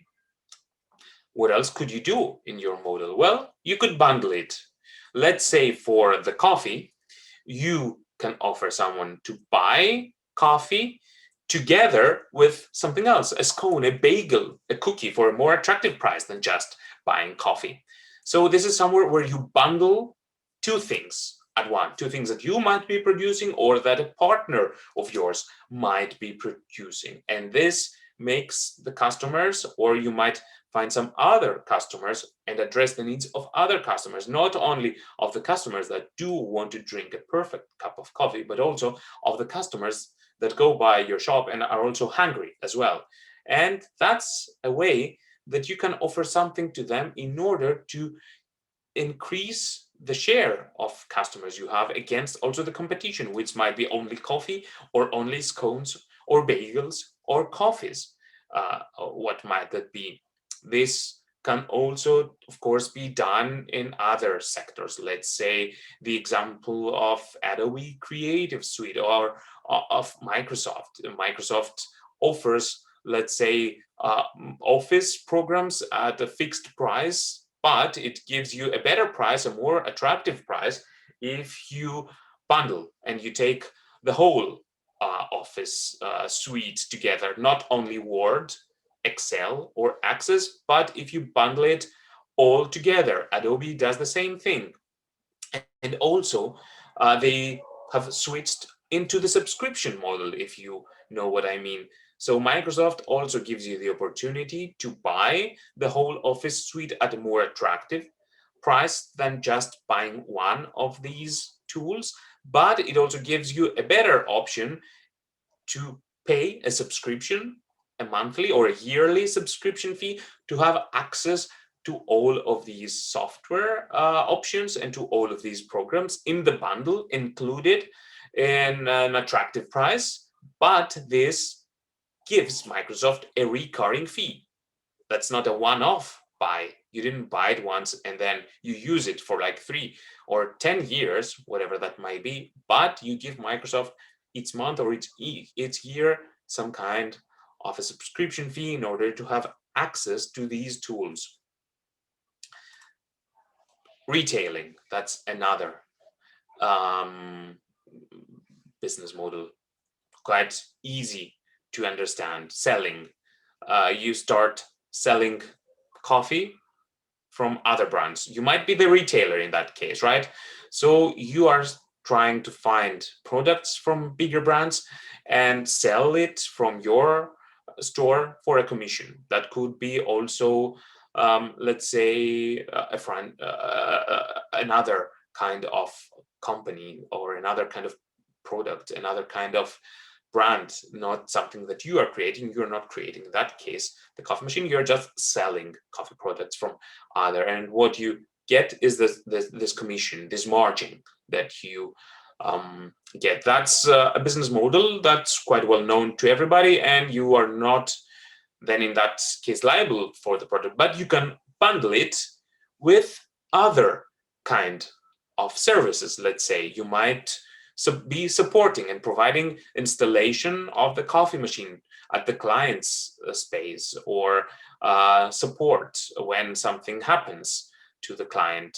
And this is quite an attractive bundle of a business model.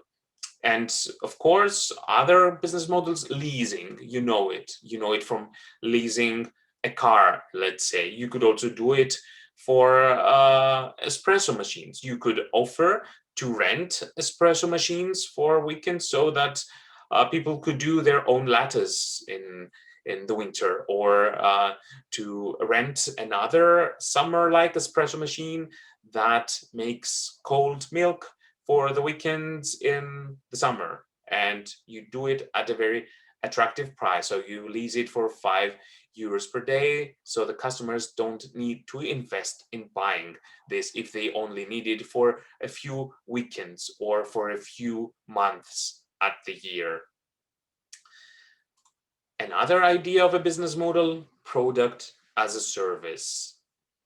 What does it mean actually? Well, in that case, you hire someone, let's say in the coffee business, you hire a barista to make you and your friends coffee for a specified time. So the service that you buy is the barista that makes you the perfect espresso. In that case, you don't sell the coffee machine as it is, but you do it in combination with a partner, with a barista who is experienced, who will also be benefiting from this joint venture and from this joint collaboration. And you do it together and you offer it with that service fee, like a leasing fee or a service fee. And that's just some examples of the more well-known business models in the business world out there.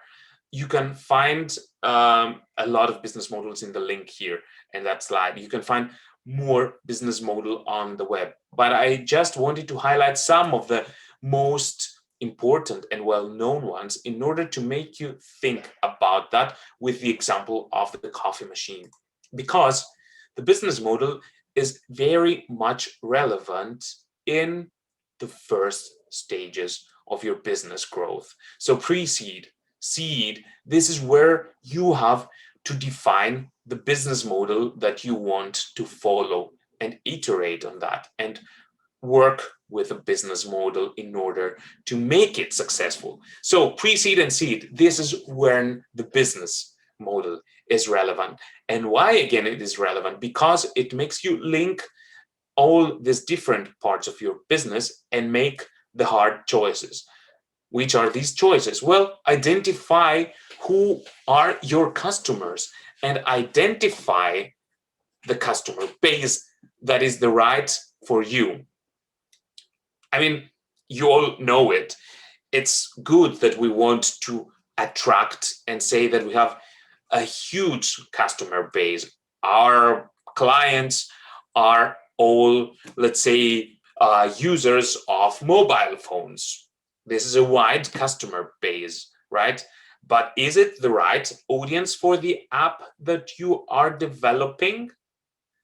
Is it really the clients who will be definitely be buying or downloading the app that you are developing? Do you have some customers in focus? Who are the customers that really need your product or your services or your goods?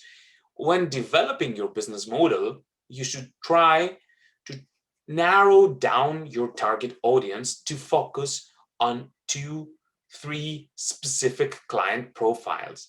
So the whole idea is experiment in order to find out who are the right kind of clients, your target audience, and outline the profiles of this audience. Let's say, what are the commonalities between them, the common demographic challenges, and what solutions does your business develop exactly to the needs of your target audience? So narrow it down, identify it, speak with them, and then go back to your lab and decide, is it the right choice that I made, that target audience, or do they really not need it? Do I need to make a change in my targeting? Do I need to maybe address a different kind of audience? That's the first major thing that you have to do when designing your business model and, of course, your commercialization strategy. And again, it is crucial to outline how your business will distinguish itself from competitors. And that's something that you also do at the business model stage by clearly determining what value your business can bring and how products or services that you are offering are better than what the competitors have to offer. This is when you are really on the good path to delivering a strong, a robust value proposition. And once you have written down a few value ideas, you should link its value idea to a product or service that you are offering or that you are delivering. This will help you identify who you will keep on providing value to the client base over the long term, and see how you can address these 4 problems that could come from the competition: imitation, competitors that could replicate your business model, hold up, if customers, suppliers, or other players can capture the value you create by flexing their bargaining power, the organizational complacency in your own organization, slack, and substitution, new products that might decrease the value customers perceive in your products or services. So the business model will help you have all these 4 parameters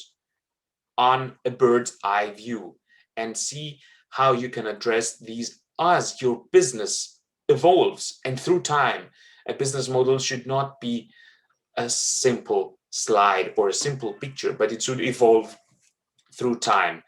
And unless you're planning to do something truly radical for the launch of your new business, you will have to think of ways to build up interest in your company and start thinking of ways to find leads and close deals. You should consider the ways in which customers will come across your business and what you want them to do once they have done so. So by drawing up a demand generating strategy, you will be creating an outline of your customer's journey while establishing what their key motivators might be for taking actions. And the last thing that is important for a business model when you start your business and you create your business model is that you always work with assumptions, right? You have to make a few assumptions as part of your business plan. And indeed, you won't really know if your business model is a strong one until customers actually start paying. Even if you go out of the building, even if you do what I've been discussing today from the beginning on customer feedback, you try to do marketing activities through social media, you try to get as much as information from your potential customers as possible, you will never be sure about that until you really have customers paying. And this is why it's crucial to leave space for innovation in your future plans. Your initial business model is not a static document. You should keep re-evaluating it, making changes where needed at all times. Even if you're a big company as an espresso, and even if you have invested hugely in a false business model, don't be scared to innovate and change things from the beginning on.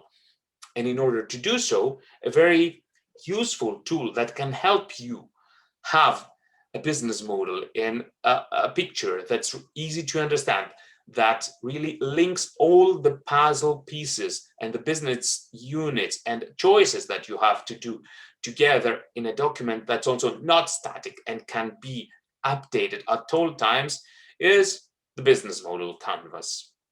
This is a tool that actually has the benefit of being able to really combine 9 building blocks, 9 choices, 9 important parameters and decisions for your business in a picture, and can help you see what are the links between all these different building blocks. This is the methodology of Osterwalder with the business model canvas. And you can see that there are all the building blocks here listed. I will go through these building blocks one by one in order to give you an example of another business model, of successful business model. And you can find definitely more resources, or look on that on the internet, or follow trainings, online trainings. I have resources for you on that later. What does the business model canvas actually, what kind of information does it include? It includes answers to what you are doing in order to deliver value, as we saw. So who are your customers, customer segments? What are you offering to them, and how? With which channels are you going to reach them? It answers also how. What are the activities that you are doing? What are the resources that you need? And with which partners do you work in order to do it? And of course, it answers also the question of the money. What is the income, the revenue streams, and the cost structure of your company?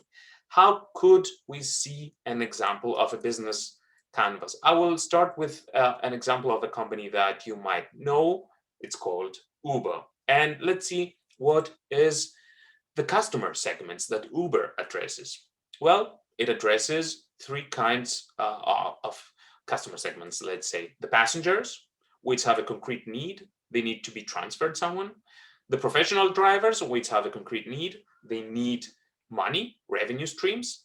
And of course, the amateur drivers, people who might need an extra revenue stream by becoming potentially drivers, even without being professional drivers. So that's the new customer segment that Uber is addressing. So we have, let's say, three customer profiles that we are addressing. And what is the value proposition of Uber for each one of these customer segments? Well, let's say these are the answers that Uber gives to the customer segments on the right with the same kind of color coding. So to amateur drivers, it offers them a new source of revenues. And to all the drivers, actually, it's an IT platform that connects drivers with passengers. What do the professional drivers, the taxi drivers, get additional rides through a new channel, through a new platform? And what do the passengers get? Well, more for less money and reliable transport only with one click. So when you're building your business model, your own business model through the business model canvas, these are the two most important fields, building blocks that you have to answer, and you have to really work on them.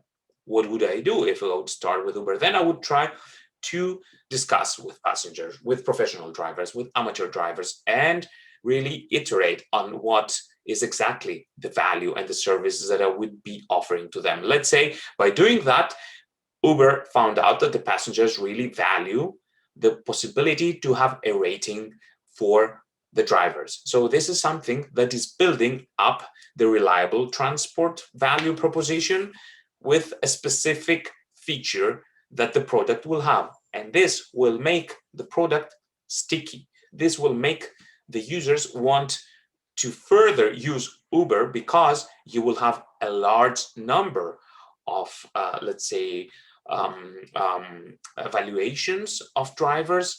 And this would be a good qualitative database in order to be sure that the result that you get, the quality, the evaluation of the driver is really reliable because you have a lot of clients there. The next thing that you have to answer while building your own business model is how do you do it? Well, you use apps, two apps, one app for passengers and a different app for drivers, because this will enable also amateur drivers and professional drivers to join the application. And what is the main channel that you're using? Well, the phone, a smartphone, actually, not anymore the traditional way of calling through the phone, but the smartphone. So you're using this as a main channel. And how do you build the relationships to your customers? Well, self-service. So passengers, the purple blocks, are being self-serviced. They download the app, they do everything by themselves. It's quite easy to have full control. And the drivers and amateur drivers, you keep them in the platform because they get the ratings. And if they have a good rating, you will keep them and customers will want to use these drivers. So this is an incentive for the drivers to provide high quality of services and remain on the platform because they have good qualitative reviews, and also an incentive in order to further build the customer relationship to the clients and to the passengers. Going beyond that, the second part that's very important for your business model, after you answer the question what, is how do we create money, before going into the partners and the resources. It's the second most important, actually the third, let's say, customer segments, value propositions, how do you create money, the revenue extraction. And this is a commission, a very easy way, commission per ride. So Uber creates value with a commission that is taken per ride. It's not a subscription business model. It's not something that they offer through a razor blade. You don't have to download or to buy something. Again, it's only a commission per ride. And that's a basic business choice that Uber has done in that case. The next thing that you have to understand and you have to describe for your own business is how you do it. Well, what are the things that you need in order to deliver the value proposition that you have mentioned here, and in order to get the revenues that you mentioned here? Well, you need a platform, an IT platform, you need developers to do it, and you also need a driver network. That it's very important in order to have drivers to drive the passengers. If you don't have a driver network, and if you don't build it in the beginning, then you will only have unhappy passengers. So you have to build this resource in the very beginning and invest into that. And then for the rest of the how, what do you do? Well, Uber maintains and develops the software. Make sure that the driver ratings and feedback are integrated in the platform, and the feedback is really taken into consideration. So if some passenger really says, I had a bad experience, then you should do some checking with the driver. Do something about the feedback that clients give you. Also deal a key activity with legal affairs. You know that there are different regulations. This is a highly regulated market, and it's very difficult to really establish a business model, a new business model into that case. So to Uber, it was well known from the very beginning on that they will have legal affairs. And this is something that should be taken into consideration and invest time into finding solutions to the legal affairs from the beginning on. And also do background checks for the drivers in order to provide one of these value propositions, reliable transport. The key partners for Uber, well, license providers, drivers, and investors. This is quite clear why, right? Investors provide the money, license providers and drivers are the link into developing and maintaining a good and big driver network. And actually, then the last question is the money out. What do you need to pay in order to deliver this value proposition? You have to invest in software, you have to invest in infrastructure, and of course, you have to define the fee that the drivers will get and make a choice about that. So this is where you need also the customer feedback to identify the right kind of fee that would be of interest to your drivers. This is what actually we call, and we will discuss it in detail later, as the willingness to pay. What kind of fee are the drivers really open to giving to you in order to be on your platform? And for you, what is the highest amount of fee that you can get on a realistic basis in order to maximize your profit, but also to keep the drivers in your platform and not let them go to the competition.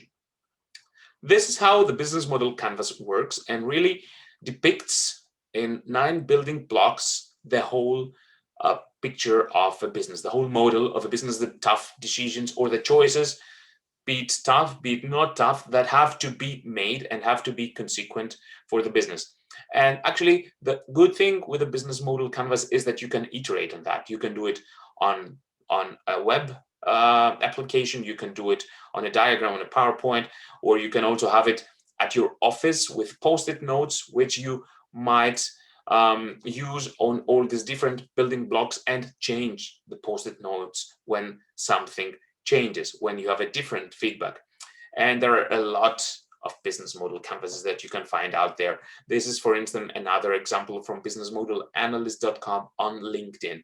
And you see again, the most important things here are the customer segments and the value propositions. So here, LinkedIn also tries to address 3 different customer segments with 3 different customer value propositions. All that resources are, of course, available to you on the web. You can find a lot of courses on business model canvas and business model generation on edx.org. These are massive online open courses.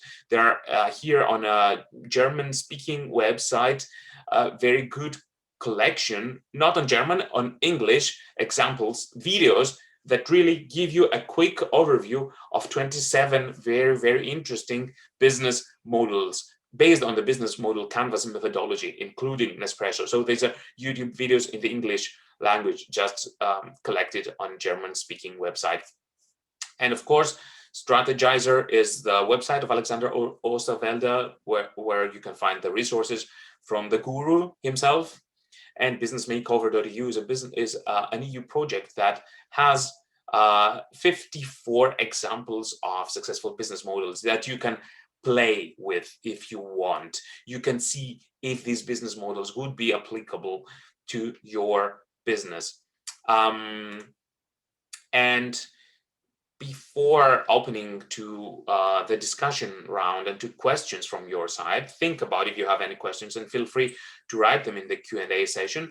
I just want to summarize some learnings that I've gathered from good business models. What do we learn about good and successful business models?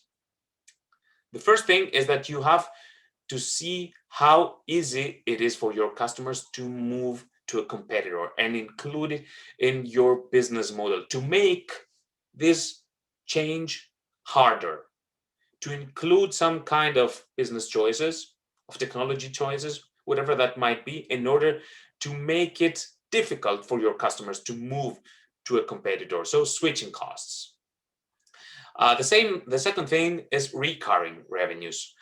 How to transform a one-off fee, a one-off transaction, a one-off sale into a recurring business, with the example that we saw from Nespresso.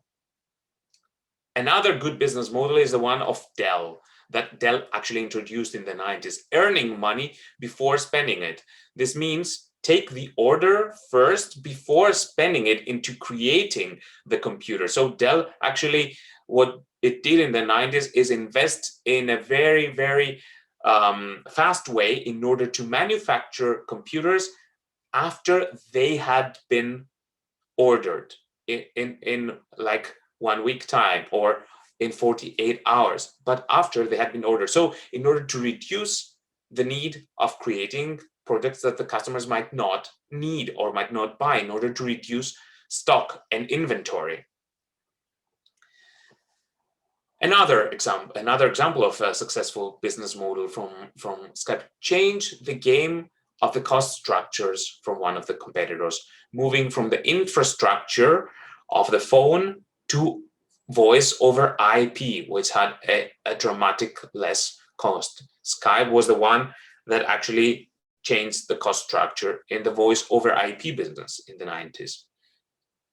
Getting others to do the work. On Facebook, for instance, the value created, it's not created by Facebook or the Facebook employees, but by the users. It's the content, right? IKEA, another successful business model. You get the client who buys the furniture to the assembly at his or her place.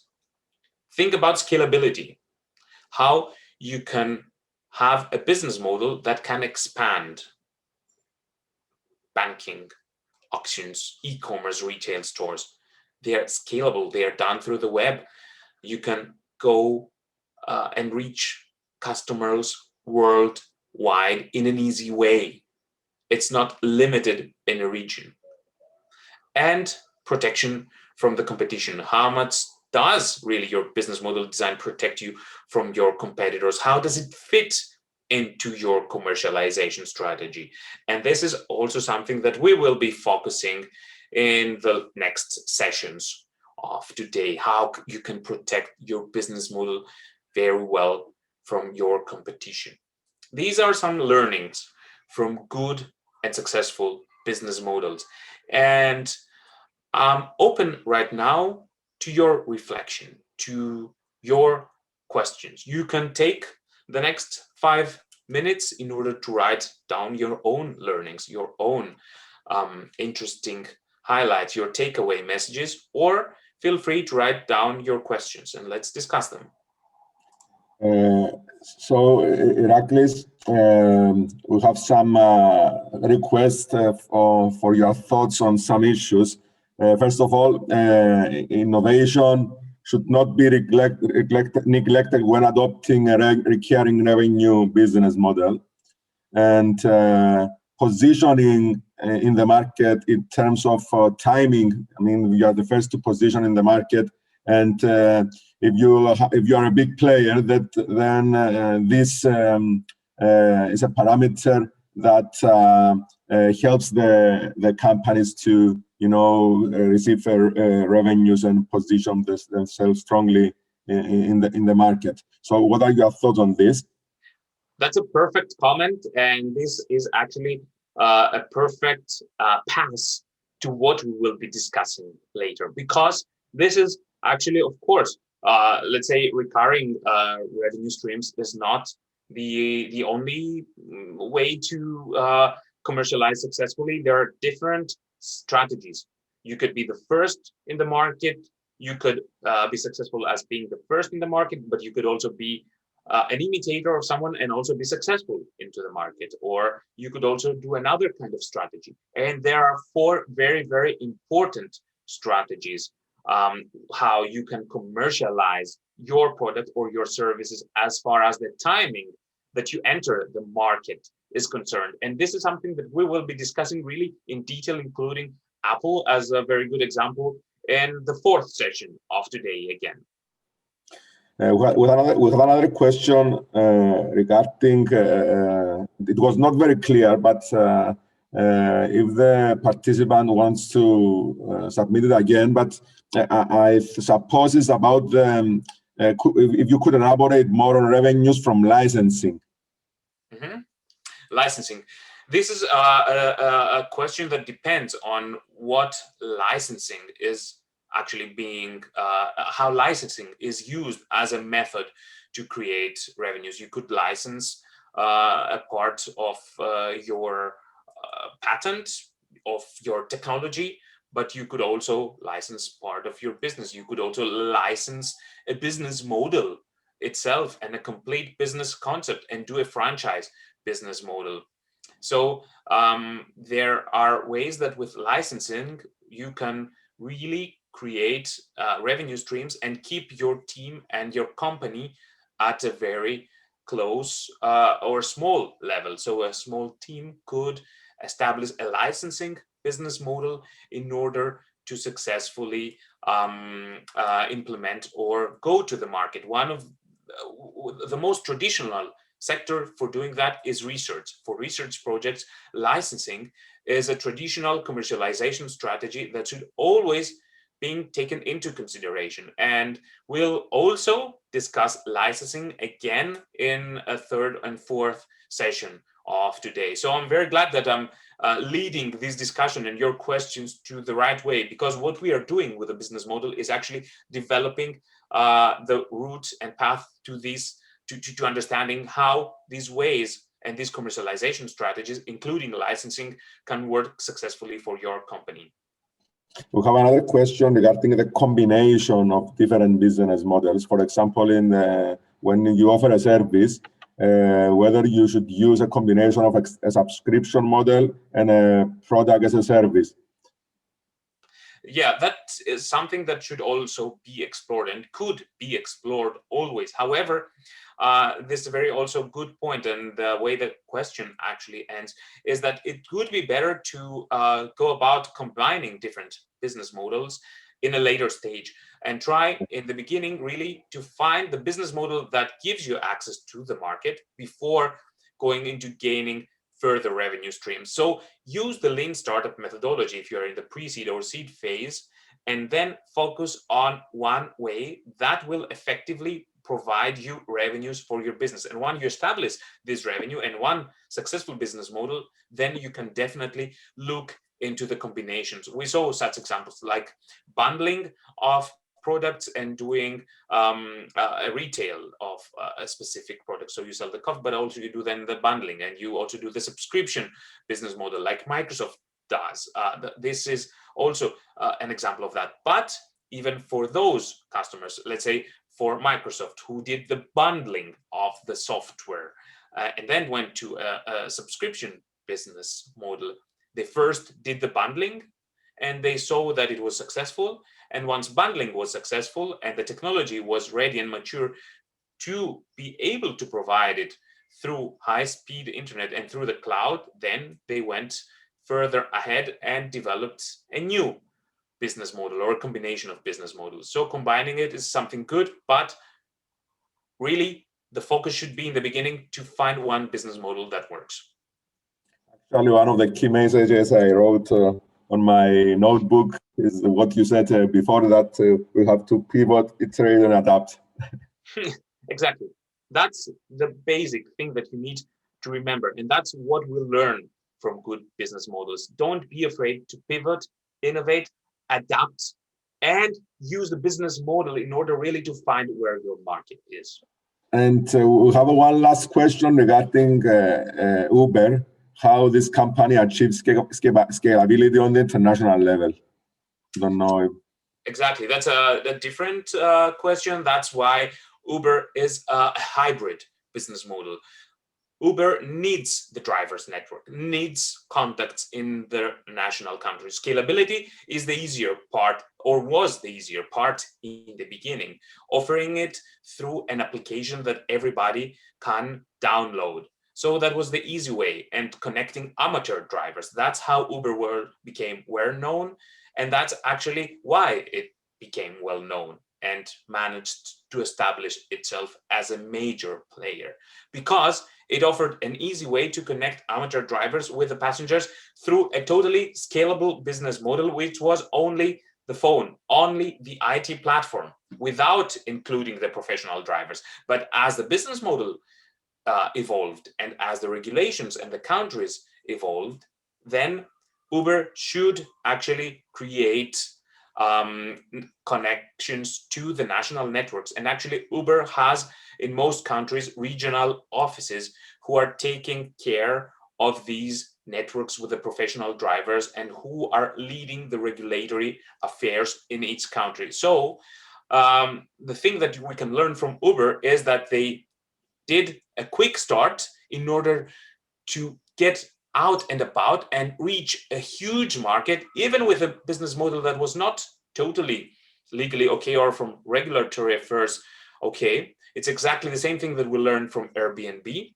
And then by becoming well-known and scalable, then you can take care of the rest of the issues with the money that you have from the customers that are paying for you, and then build your national or regional offices in all the countries.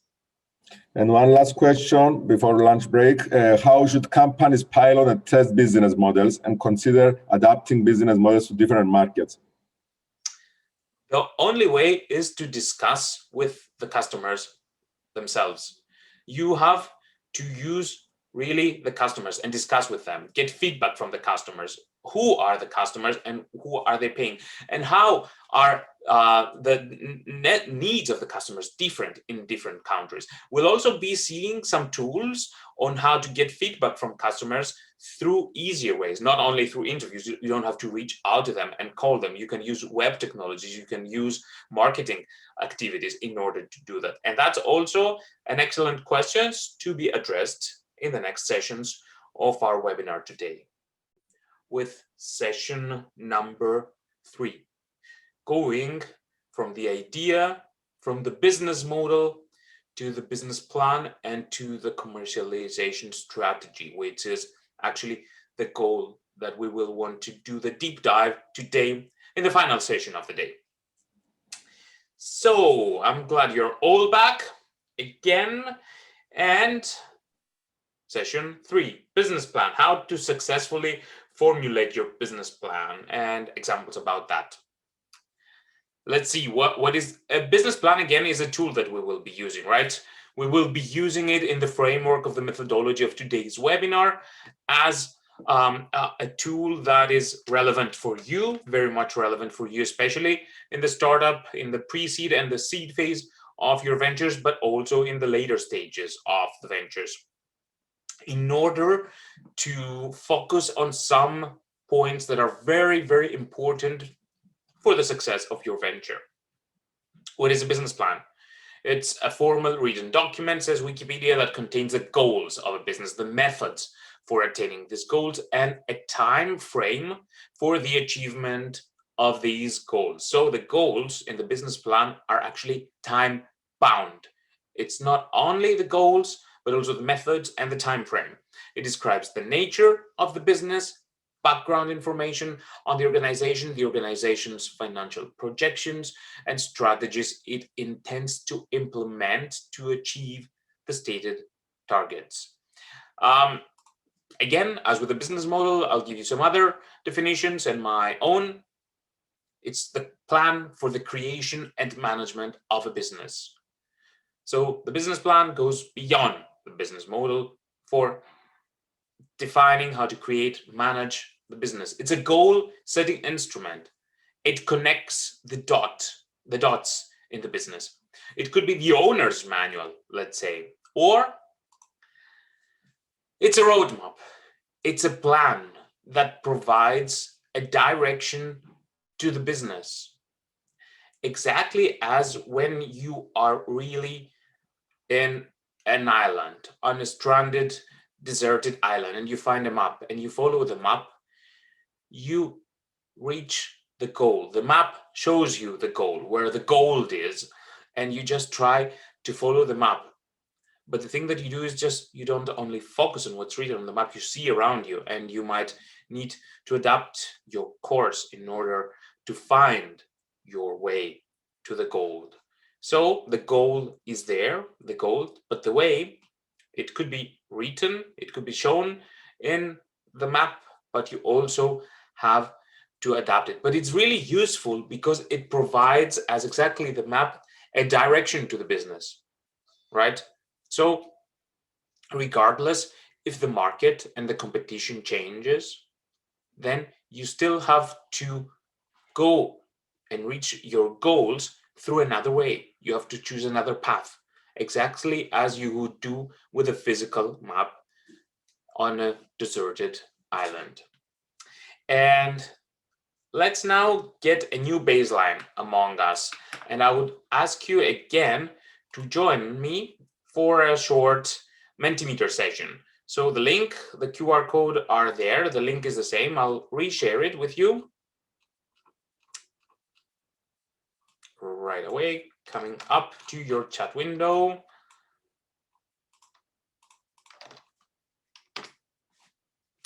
And you will see a new code waiting for you in the Mentimeter window. Let's see.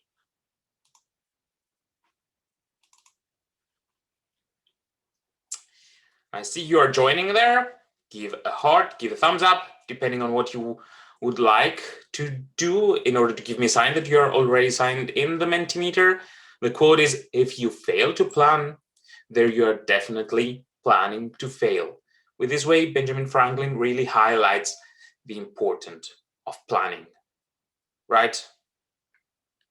So planning is really, really the thing that you should be doing. One of the most important things that you should be doing in your venture. And let's see what we want to see here. Do you have a business plan? First question. Yes, no. Quite easy.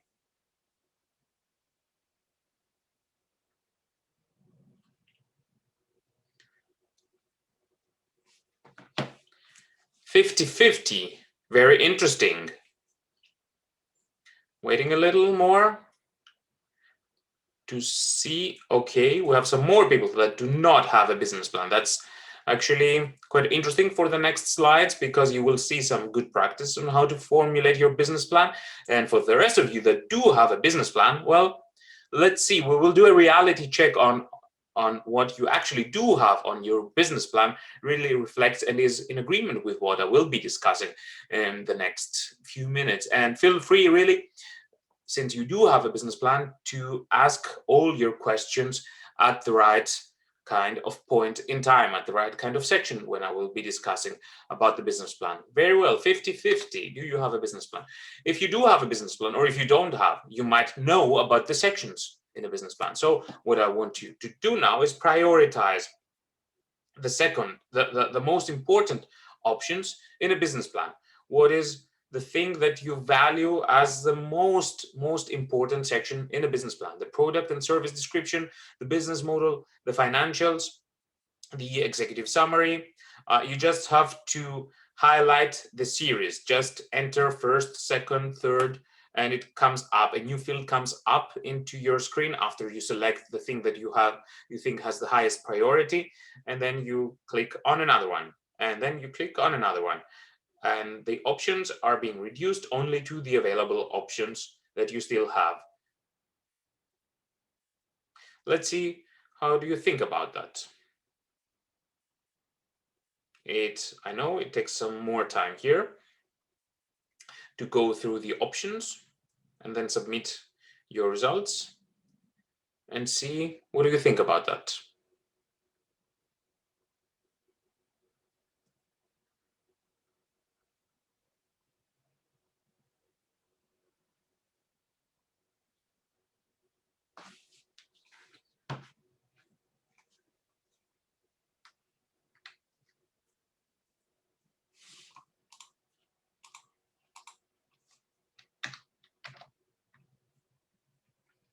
So the results are here. The results are live, updated right now. The business model. So I think I made a point with the previous presentation that the business model is really a very important part in a business plan. And I was expecting that answer. However, if you would ask me out of the blue what my answer would be, is not the business. Well, the business model is the second most important thing, I would say. The most important thing is the executive summary, because it's the only thing that the investors or the other people read, or the thing that they read first. And this is the way that you will have to attract their attention. I think the rest of the priorities that you have already set are quite important, and I would say are very similar to what I would think.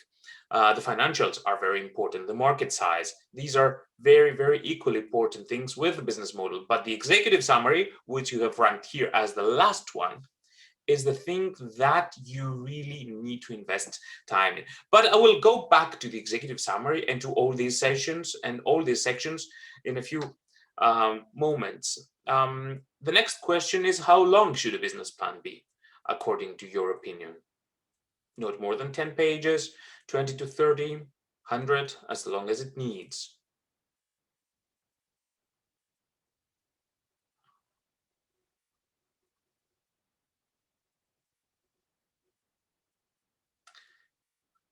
Nine results, and still some more could come up.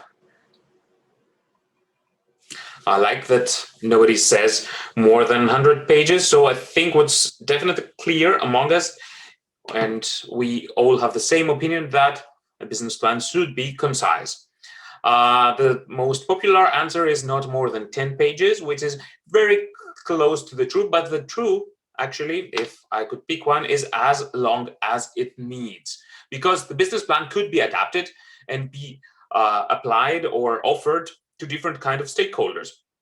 So the business plan that somebody would create for an investor might be different than the business plan that somebody would create for a national or European funding program or a grant. So you have to adapt the business plan, but the business plan is there in order to be adaptable and in order to be able to be transformed into other versions, like on a pitch deck or on a 5-page document. The next, if I would pick as a second answer, I would definitely pick what you picked as first, not more than 10 pages. So I would, when I discuss with startups that I am mentoring or coaching, I try always to get them to have a business plan on 6 to 10 pages. And a good strategy is that a company has a wider version of the business plan with 20, 30, maybe 50 pages, where there are other sections that might be relevant sometimes for some other stakeholders than other ones. So that's one take on the business plan.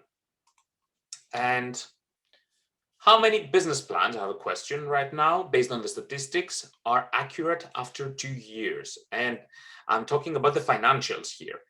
In how many businesses are the financial projections in a business plan accurate after 2 years that the business is running?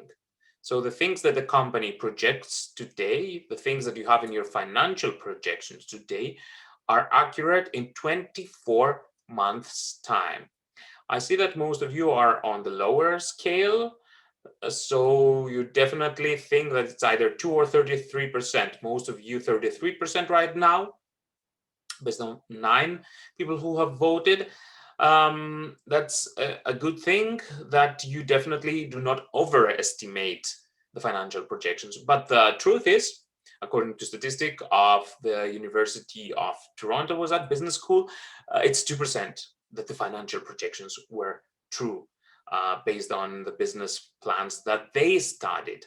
I mean, it's not a huge indication. It's not a huge sample, but it was not a huge sample. It was, I think, 10,000 business plans that they checked, but still it's a huge indication that it was not like 15 or 50%, it was 2% that the financial projections were accurate, and they were reiterated and changed. So this means that when somebody also reads your business plan, also thinks critically about your financial projections.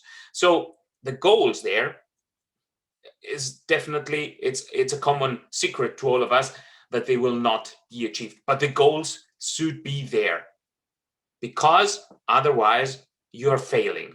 You have to plan in order not to fail, right? And the goals show to the person who is reading your business plan a very specific intention and a very specific direction and an accurate understanding of the market conditions. So even if the financial projections in 2 years' time are not accurate, your understanding of the market is accurate, and you should be working on updating it also in the future.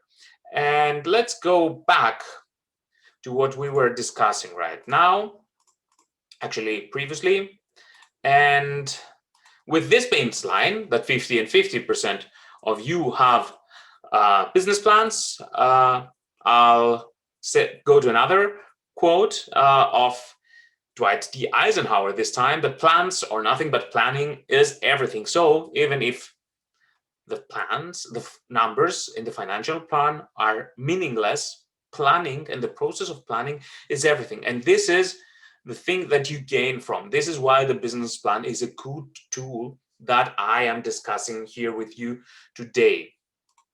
So we have been talking about business models, and I would ask the next question, if I were you: why really write a business plan? Okay, we said plans are obsolete. The planning is the good process. Can we also do the planning with a business model? It was quite comprehensive, the way that we would be planning our business model. Do we also need to write a business plan? Maybe some of you also that do not have a business plan, you're in a startup phase. You think, okay, business plans are obsolete. We just do the business model canvas. Well, the answer here is quite concrete from my side. No. A business plan is necessary because it is definitely a planning framework. So again, as Eisenhower said in our previous quote, planning is everything. And the business plan is a framework to do this planning. It's a tool, it's a method to set goal and objectives. And this actually will be the thing that makes you stick and check your own goals and objectives in the future. you know what your goals that you have set are, and you know what your objectives are, and you have to follow them. It's a commitment to you, to your business, to your employees, to your stakeholders, to your partners. And the business plan articulates your vision and mission. So it's a way that you can use to communicate your business idea, your business model, but also it's a tool that goes from a very high level, what is the vision that you have as a company and what is the mission that you want to achieve, to a detailed level where strategies are defined and specific actions to achieve objectives are defined, and even goes further down to the detail level and measures. It's a tool that will be used to measure the results based on the necessary resources, the necessary expenses, and the planned revenues. And this will be used really against yourself, against your commitment, to see how successful you are. And the last thing, of course, it's also a way to communicate your ideas, your plan, and the social value that you are providing. But above all, the business plan is really a basis for a sound decision making for you as a business owner. So this is your guide for all your decisions. It is the thing that you have to really bother with. You have to go boil down to the details and think about the decisions you are taking, and really then check on the results of your decisions. See how you're going against these decisions. So it's a planning framework. It's also a communications tool. It can be used as a management and implementation plan, and it's also a management tool for resource allocation and decision making. What actually are the benefits and the advantages of a great business plan, and why do you do it? Because if you do it good, it will help you fundraise. It will help you convince investors or other stakeholders that what you're proposing to them is sound, is concrete, and will help them get their money, their investment back by investing in your idea, in your commitment, in the goals that you have written there. So a good business plan will be able to help you get an investment. It will help you attract a management team with the same mentality, the same understanding of the venture, and the same ideas with you. And it will also help you grow your team with employees that have the same mindset. This is defined as the culture in your company. So the business plan is also a tool that will really influence the culture that your company will develop in time if you do it good. And I'll also use another quote here that says, culture, it's strategy for breakfast. So culture is one of the things that you also need to develop in your company. And having set the right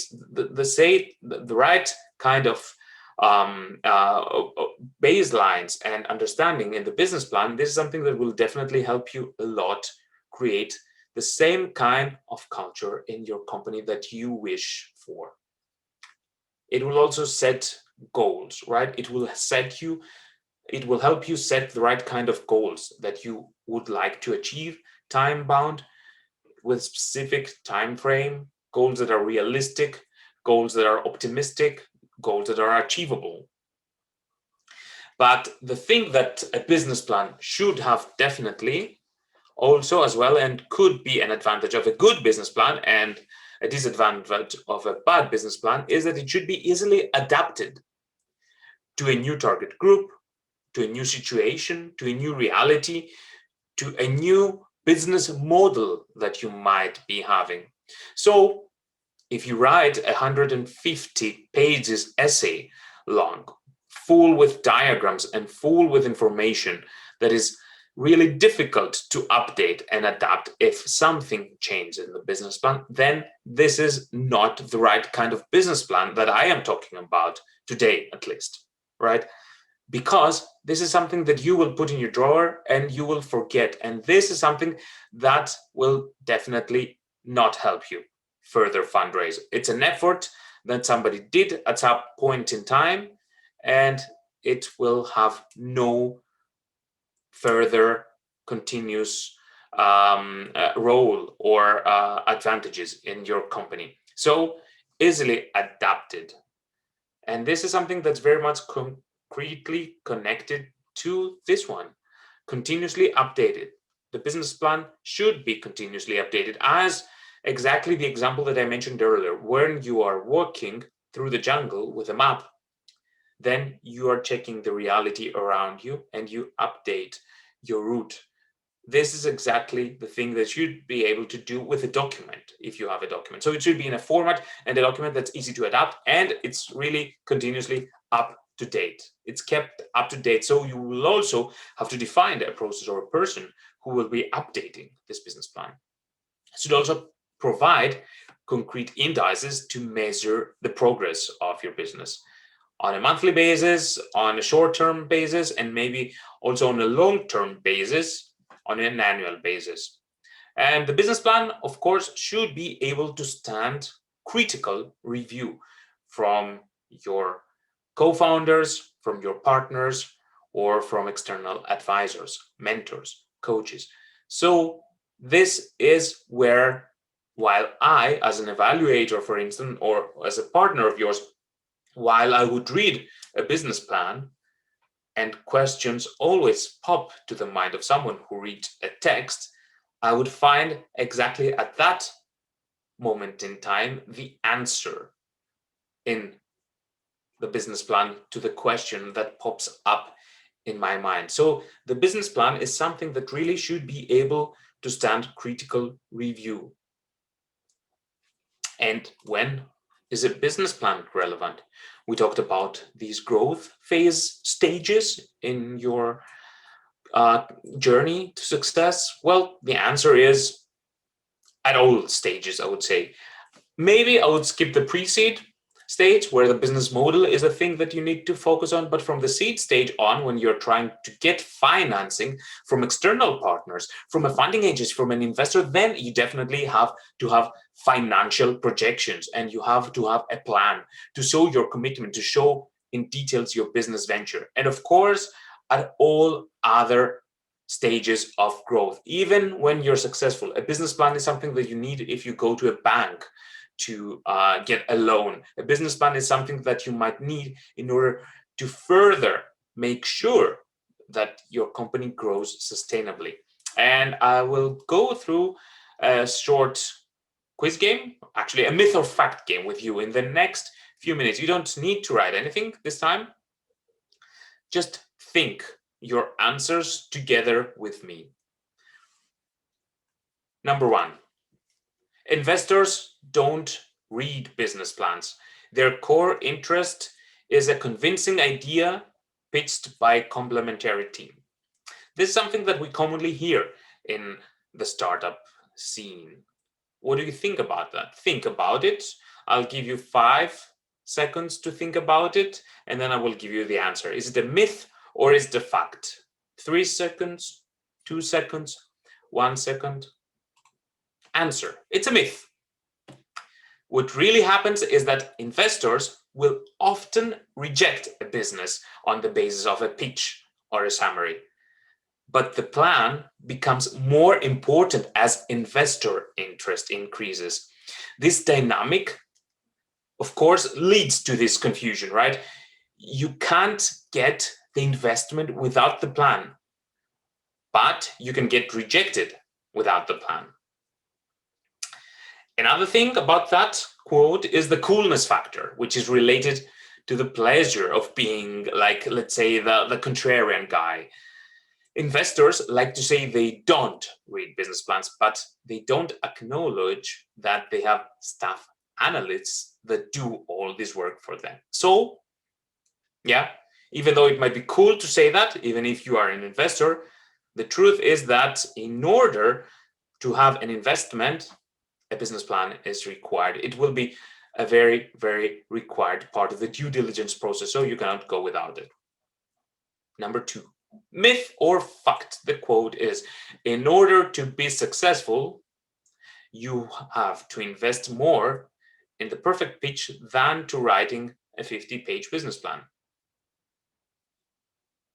5 seconds, 4, 3, 2.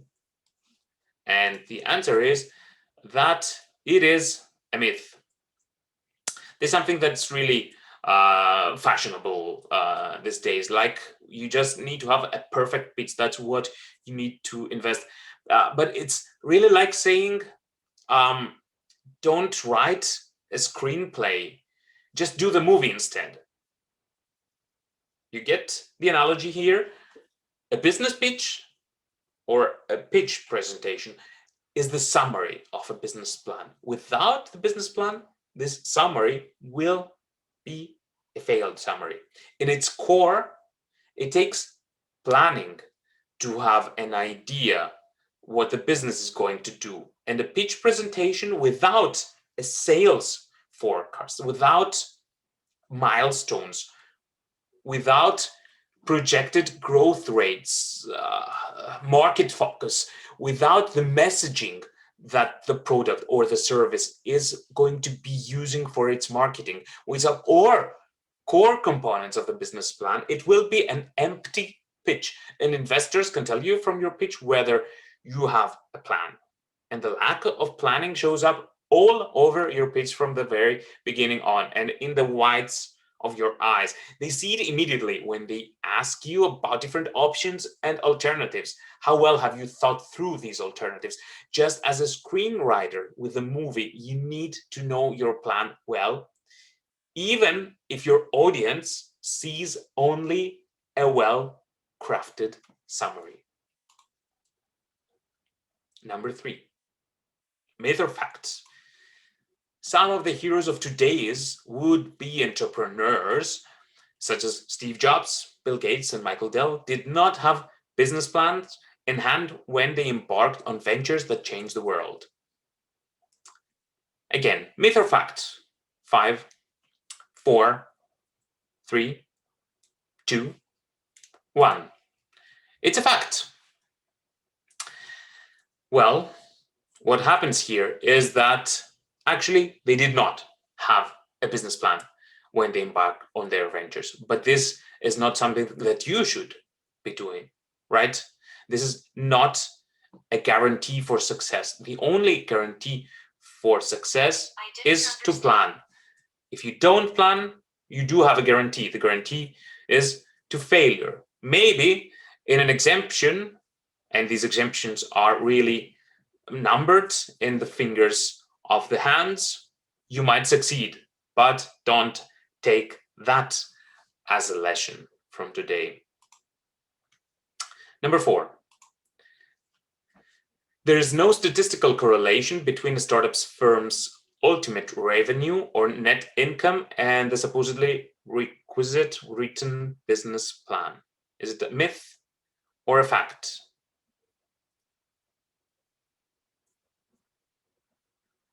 5, 4, 3, 2, 1. Correct. Well, there's no statistical correlation about that. Even though you try to make estimated guesses, even though you try to make guesses based on the best of your understanding, there's no statistical correlation that connects these 2 parts. And last quote, business plan cuts into flexibility. Is it a myth or a fact? 5, 4, 3, 2, 1. It's a myth, right?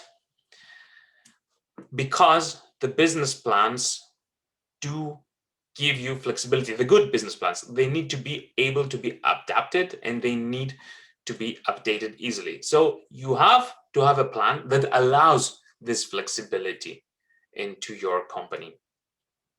That's why it's a myth. So the plan is a map, and still you have to keep your hands on the wheel in order to reach your goal. So that's the introduction on the business planning framework. But the question of today is how really to successfully formulate your business plan, what you need to do in order to make it successful. And that's what we will be answering in the next minutes, and what we are going to be seeing in the next slides and in this and the next session. The first question is there a right format to successfully formulate your business plan? And the answer here is quite easy. No right format.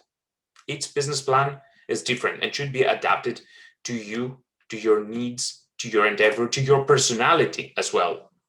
So there's no right format, but we have resources that can help us find the format that is the right format for our business.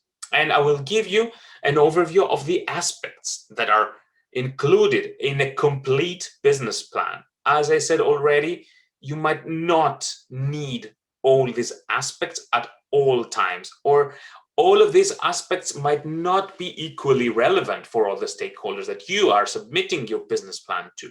However, these are, let's say, a sum of the most of interesting aspects that should be included in a business plan.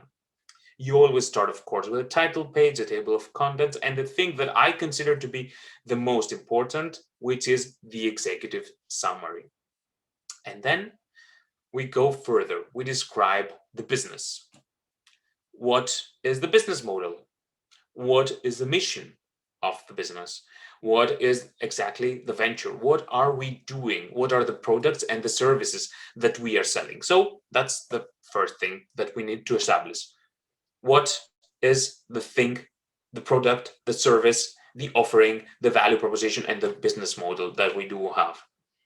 And once we establish that, we mention that, then we go to the industry and say how the industry and the market where we are positioned look like. What is the outlook? Is it a growing market? Is it a market that's not really growing? It's a niche market. It's a new market, an existing market. And who are the competitors there? What are the forecasts? And once we do that, then we can go and present our technology, our plan to develop the technology, and the comparison with other competing technologies, and actually the development plan of our technology, what we need to do. This is the thing that most of the people who are focusing on the technological venture really do very well. But this is not the heart of the business plan. The heart of the business plan is actually the description of the business. The technology, however, should be very, very convincing there, because when we go to the due diligence and when you are talking with investors, they will be checking your technological plan with other experts in that field. And after that, marketing and commercialization. How are you going to address the market segments that you have defined? What is the pricing strategy? How do you distribute your product directly or through channels? How do you do the promotion, the marketing activities? How do you go about the sales? How are your projections for the first 3 years of sales? And this marketing, commercialization, and sales plan should be then reflected in a concrete financial plan with income statements for the 3 or 5 following years, with cash flow statement, with a balance sheet for your company, break-even analysis. When do you break even with sources and applications of funds? Where do you find all the funds that you need for the development of your product and for the implementation of your business plan? And then, of course, another part is the production plan. If you do have production in-house, if you do have manufacturing processes, plants, machinery, equipment, or if you have even virtual platforms, IT platforms, how do you do the production and the development? What are your main resources? What do you do in-house? What do you supply from the external environment, from other suppliers?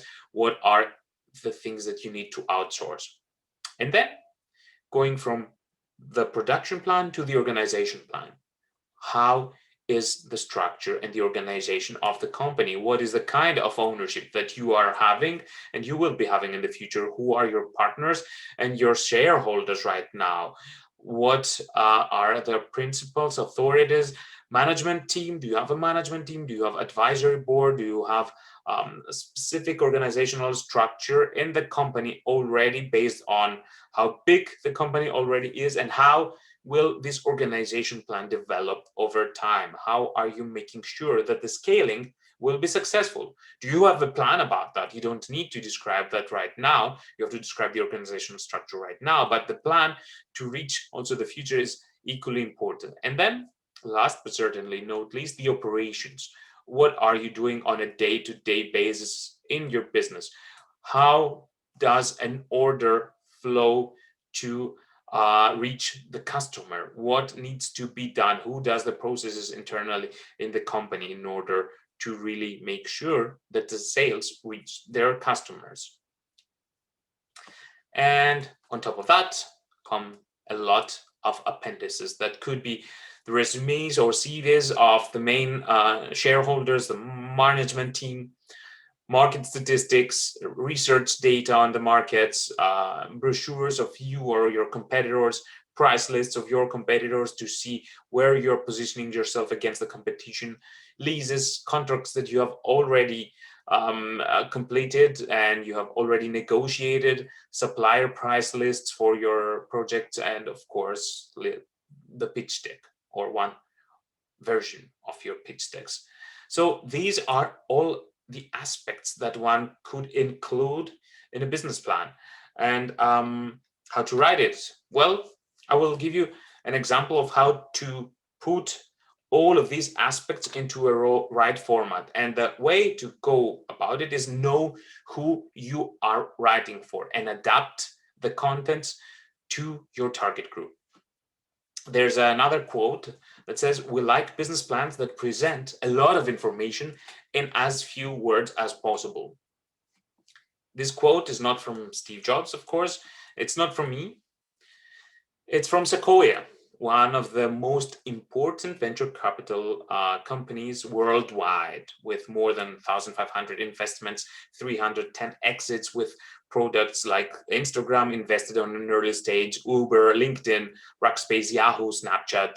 And what they say is really, we want to see concrete business plans. And they have a structure on the website that they want to see. So if you are going to send something to Sequoia, you should check about that. The link is here, writing a business plan for Sequoia. And they say that they want a single declarative sentence that states the company the purpose, and then the problem that you are dealing with. What is the pain of the customer and how the customer deals with that problem today, leading the way and paving the way to you providing and demonstrating your company's value proposition, the solution to make the customer's life better, where your product exactly physically sits, and provide use cases about that. Another important parameter is why now?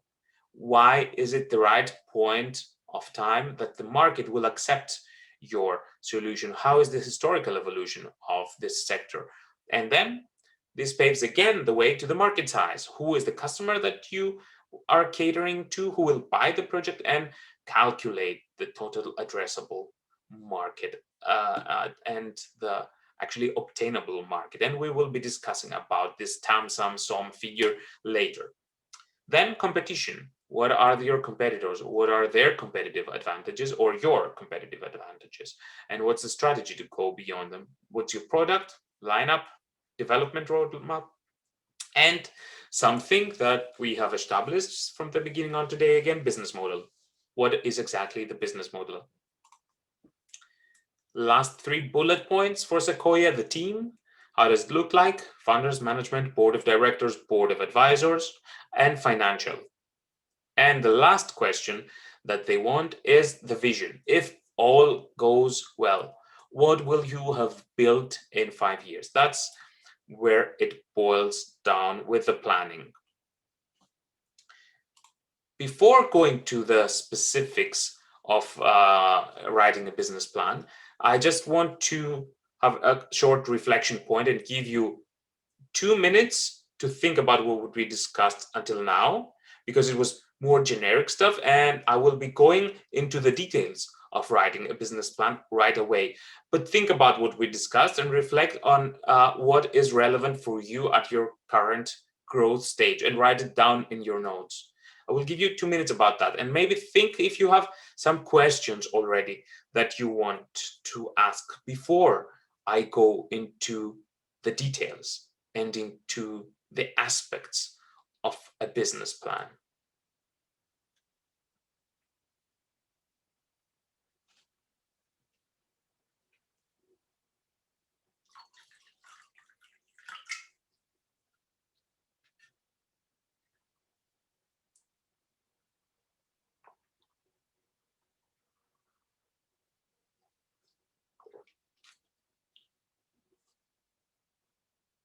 If you have any questions, feel free to write them down and post them in the Q&A button.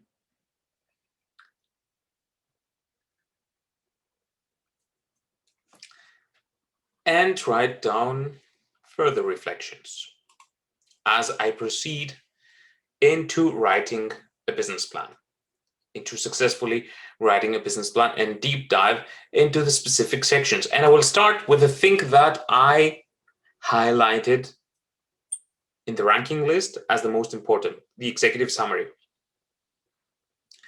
You know it from other ventures, you know it from your academic paths, maybe you know it from writing proposals, you know it from evaluating business ideas, you know it from the rest of the world, that the executive summary is something that everybody reads, and it's always the thing that somebody does in the end, or should do in the end, because it's summary, right? So it contains the most important highlights of your business plan. So that's the thing that you can do really at the end. What should the executive summary include? Well, the highlights. It's a bird's eye view of your business. So it should give a very, very easy, cheesy description of the history of your business, how it started and how you came where you are today, the mission statement and the business idea, the names of the founders, the location of the business, the description of the facilities, maybe the products and the services that are being provided, the banking and investment relationships, the funding attained until now, the summary of the company growth, including financial or market highlights, and the summary of the management future plans. Does it sound too much? It is too much. But if you do have all the aspects and all the sections of the business plan written, then you just need to take the gist of it section, 2 sentences, and make it understandable. This is an example of an executive summary that I can share with you, which shows exactly that point. It makes it quite easy to see that the company description begins a history. The company was founded in 2011 as a spin-off from this university. And what is the business about? The high-tech SME develops a computer vision and machine learning software solution for touchless analysis of 3D environments. So that's the general field that the company is working on. On the history part, it says that in 2015, we noticed increasing demand for such applications from the automotive industry. So it leads the reader to the target market, and project after project, it shows also to the reader that this company has been developing itself with projects, technological projects. So it has the capacity. We developed components for a 3D camera-based vehicle in-cabin monitoring solution and build it. And build actually our IP, which we want to offer now as our own product. So that's where we go from the history through the technological expertise to the market expertise, IP, and to the product and service offering. The executive summary includes the important milestones of the company. So when was the pivot or the decision made for the automotive sector? When the projects for tier 1 suppliers in the automotive sector were done, when the product was developed, and when the tests were really in automotive actual physical environments completed. And it actually also gives a concrete idea of the physical establishment. 16 experts, office space in San Francisco, several tech awards, and actually the state of today. What is exactly, however, the product? Well, the problem is that a lot of car accidents are caused by human error, resulting in people dying. The problem is quite clearly presented here.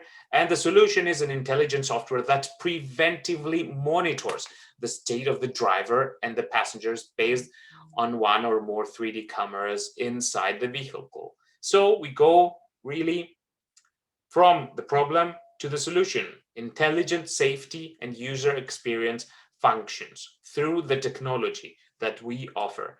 And who are the customers? It's not the buyers of the car, it's the tier 1 suppliers and OEM car manufacturers and their suppliers, which have also norms and safety regulations to conform to. And the executive summary also offers other information, other competitive solutions, which are like these, which have negative, some actually problems, like less accurate or overly complex camera-based technologies. And this gives actually the part where the solution presents its technological advantages. 3D camera-based, highly precision, works under extreme lighting conditions, also in the night, is economically applicable, etc.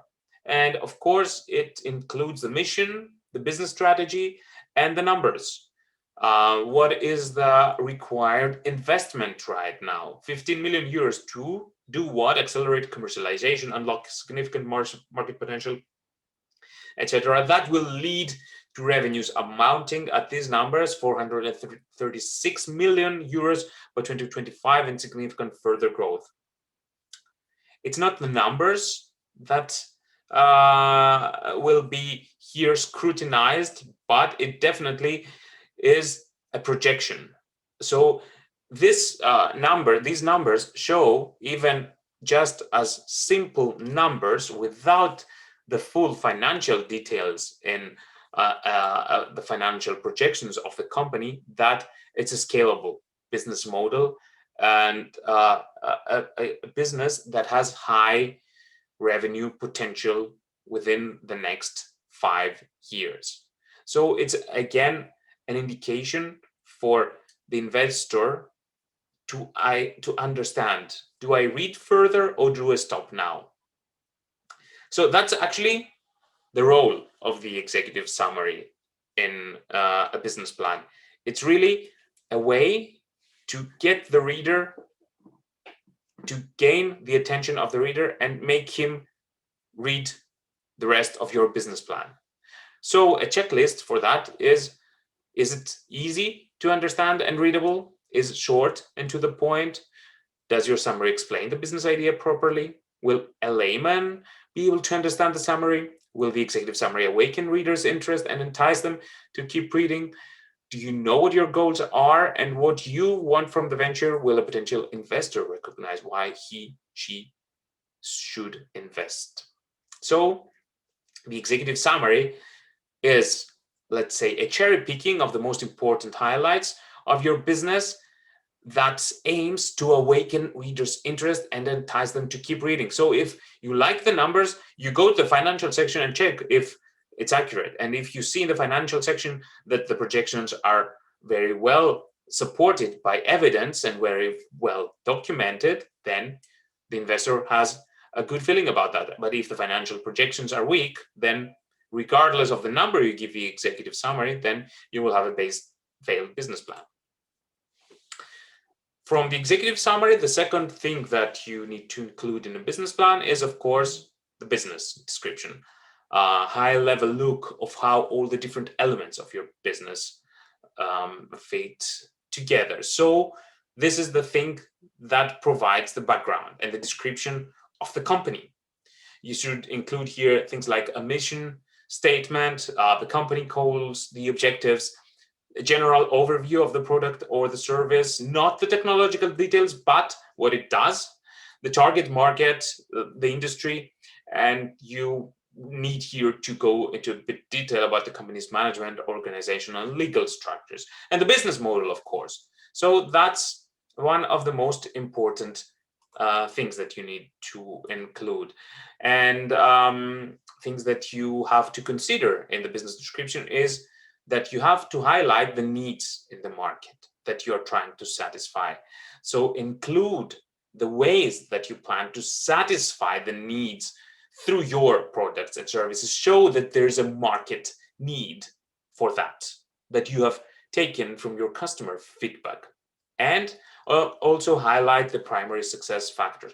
A way to do it really easy and have it in your mind is to tell a story. Tell, as Sequoia asked you in the template, explain the problem, show the solution, and say why now. So the problem in the example that we saw today is that too many people die in road accidents. You have some statistics that's really, really interesting and show the huge value that your solution brings. So if you would be able to reduce the annual number of people dying each year in road accidents with your technology, that's a huge accomplishment. And what is your vision of the company? 0 fatalities from road accidents. And the solution, of course, presented here.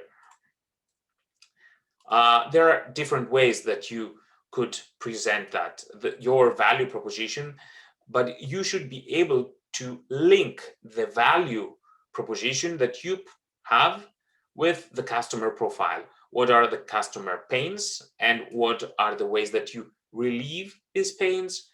What are the customer gains from your product and how do you create these gains? And what exactly is the thing that the customer needs to do with your products and services? So how do you meet and solve these problems for your customers in a unique, innovative way that is profitable in the longer term and has room for scalability and expansion? So in that part, you will be describing what is the mission of the new venture, what are the reasons going into that business, if you are going to be successful and why, what development work you have done up to date, what are the business, the products, and these are just some useful points that you will get access to after this presentation and after this webinar in order to look at them once more while describing the business. The thing that I want to highlight are some pitfalls during the description of your venture, of your value proposition. One of the major pitfalls is that you have an unsolved problem that is being addressed, but this is only a very small problem. And this would not resonate to a significant investment opportunity. Is it just a suitable lifestyle business, or is it something else? Or is it an investment opportunity? That's what you need to reflect on. And also a common pitfall is to have too many business models, especially in the beginning. Especially in the beginning, if you're trying to solve too many pain points, then you might get lost in translation. You might have more than one business models in a further growth stage, of course. And this is where you can really make the argument, explain how you're really going to be successful in all these business models.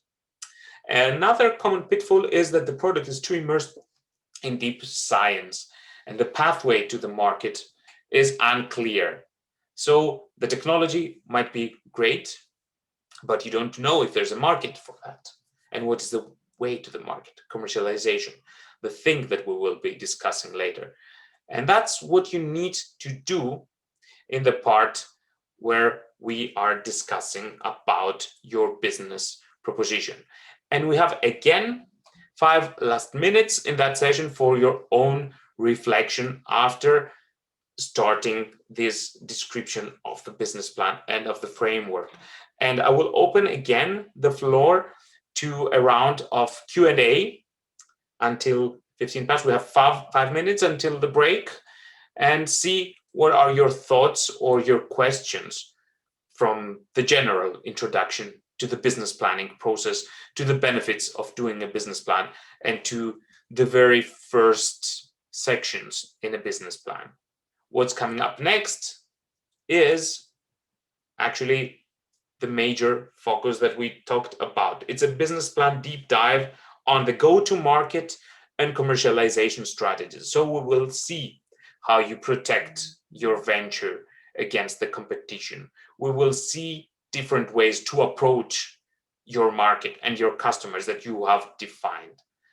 We will see what are IP relevant methods, intellectual property measures that you can use in order to successfully launch your product in the market. We will see what is the right kind of timing strategy to address a market segment. Are you the first one in the market, the last one in the market?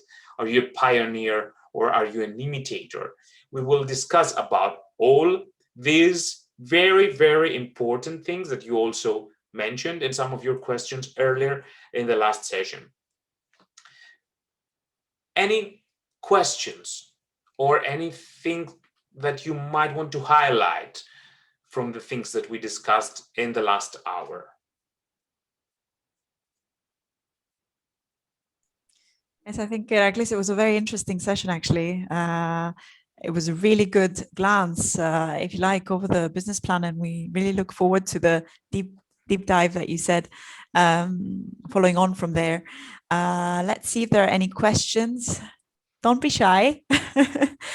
These are things that are very interesting to all of you, and of course we understand the importance at the different stages of growth, and we do hope that you're finding all this useful and taking really good notes. Right, I don't see any questions coming, so okay, so no worries. Yeah. I sure hope too that you're taking good notes. So everybody, please feel free to share your own notes with the rest of us, and maybe use this link again to our board and include your notes for the rest of the group. I see a question that came up right now. Indeed, it seems that they're all coming in now. So let's see the first one. When is best to write a business plan? Is it at the beginning? Well, defining on the beginning, at the beginning of your business, you'll have to find first what your business is. And I would recommend that you start with a business model. The business plan is a thing that will follow the business model. So once you have the structure and you invest the first resources to do your business model, then you understand exactly how you're positioning your business, what you need, and then that's the right kind, that's the part that you can write your business plan. So again, based on the growth map and on the growth stages of the companies, I would not say in the pre-seed phase, but in the seed phase, it's something that you definitely need to do. So not exactly at the very beginning, but a bit later. Welcome to the last session of the day. The title is Business Plan Deep Dive, Go-to-Market and Commercialization Strategies. And that's what we've been working throughout the whole day. What all the things that we have learned and discussed until now are leading to. I'm very glad that I see that we have almost the same number of participants from the beginning on, at 28. In the very beginning on, I think we had 33 at the maximum. So it means that you are still here and you are with me, ready to embark on the last session of the day. Deep dive on specific segments of the business plan that are related to the commercialization, the go-to-market and the commercialization strategies. And that is the industry description, the market, and the commercialization strategy, the go-to-market. So let's see, how do you do it? What are the most important things? And I will use the structure of the tool that we have been presenting and discussing previously about the business plan as a guide to take us to the market. So what do you have to describe when we are discussing about the market? Well, your goal in the market and the commercialization part is to demonstrate how much you know about your potential market. So you need to be as thorough as you can in the market analysis as you are used to being in other endeavors, in your scientific endeavors, in the technology, let's say. When working on your business idea, you have already spent some time thinking about your market and the competition you will have to deal with. Now you have to go deeper and add reliable data and forecasts to your business plan. And the first thing that you need to do before describing the go-to-market strategy is to tell which is this market where you want to go to.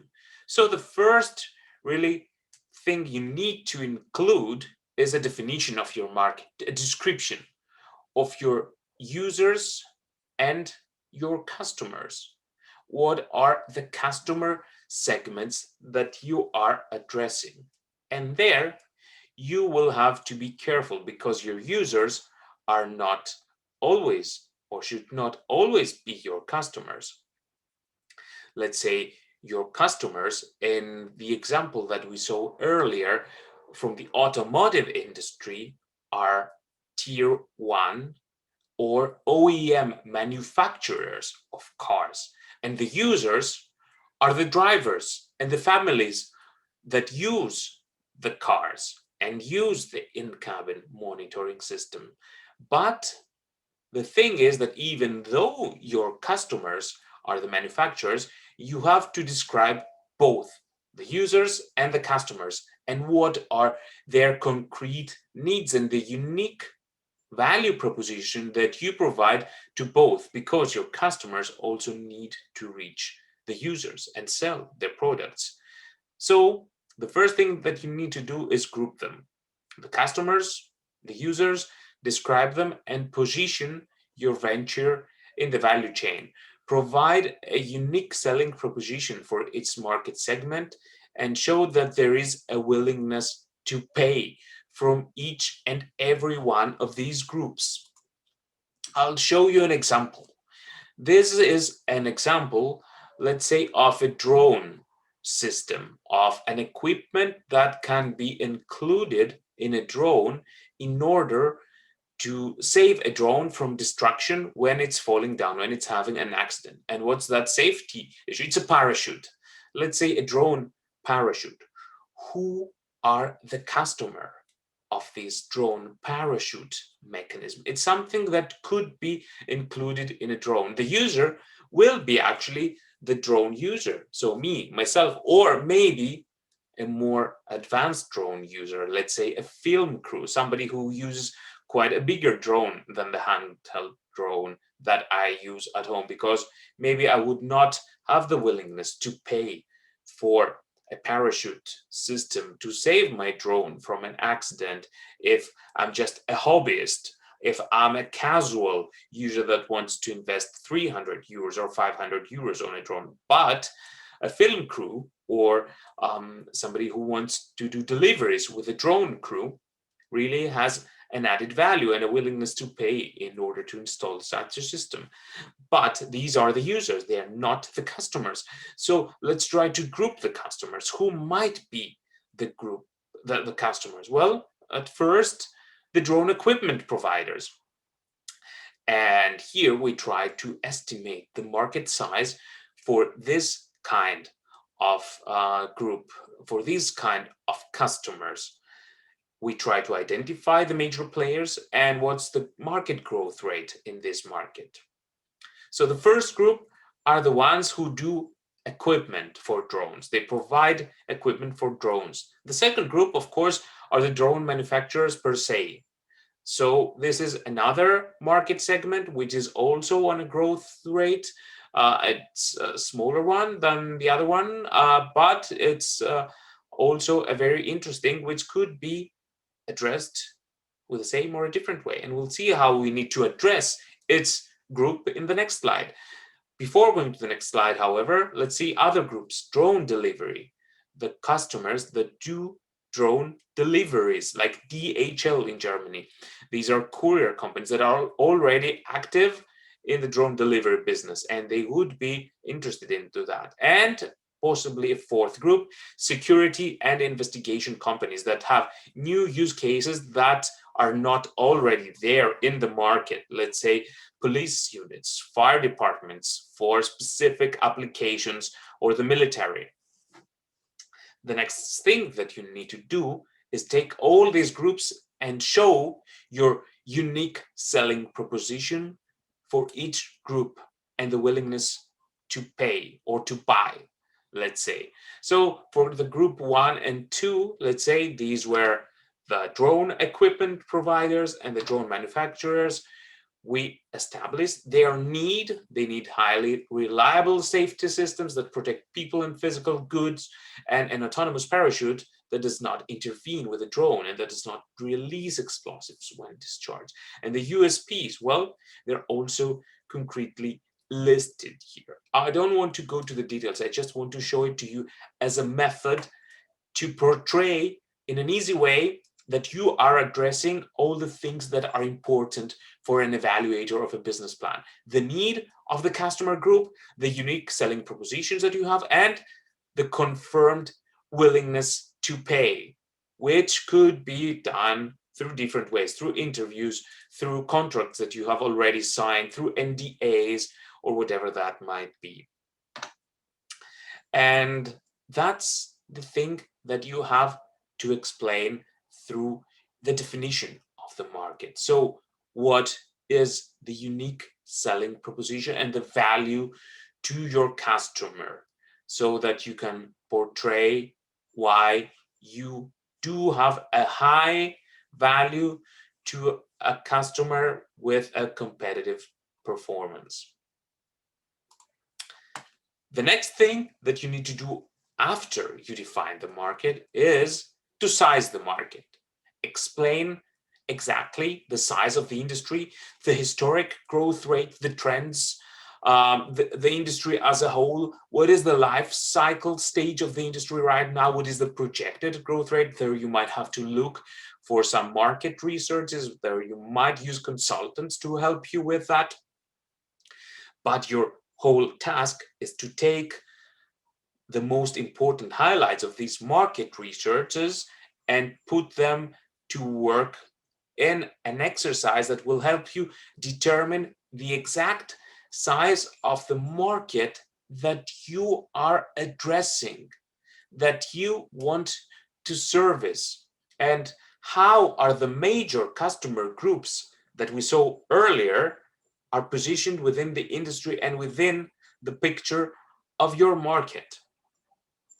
So that's where we have to explain that we have a clear understanding of our market, where we are going into.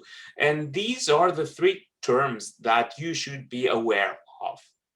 TAM, SAM, SOM, TAM, SAM, SOM, total addressable market, the total market that could be there potentially interested for your product, the serviceable available market, the market that you can acquire based on your business model, and the percentage of this serviceable available market that you can realistically capture, called serviceable obtainable market.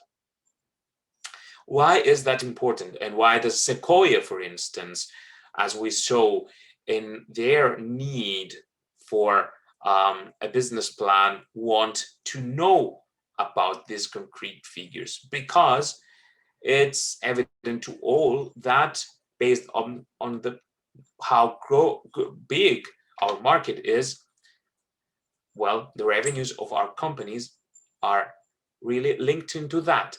But the thing is that you don't have to only explain the number of the size of the market, but the share of the market that you are going to get, that you can really realistically capture.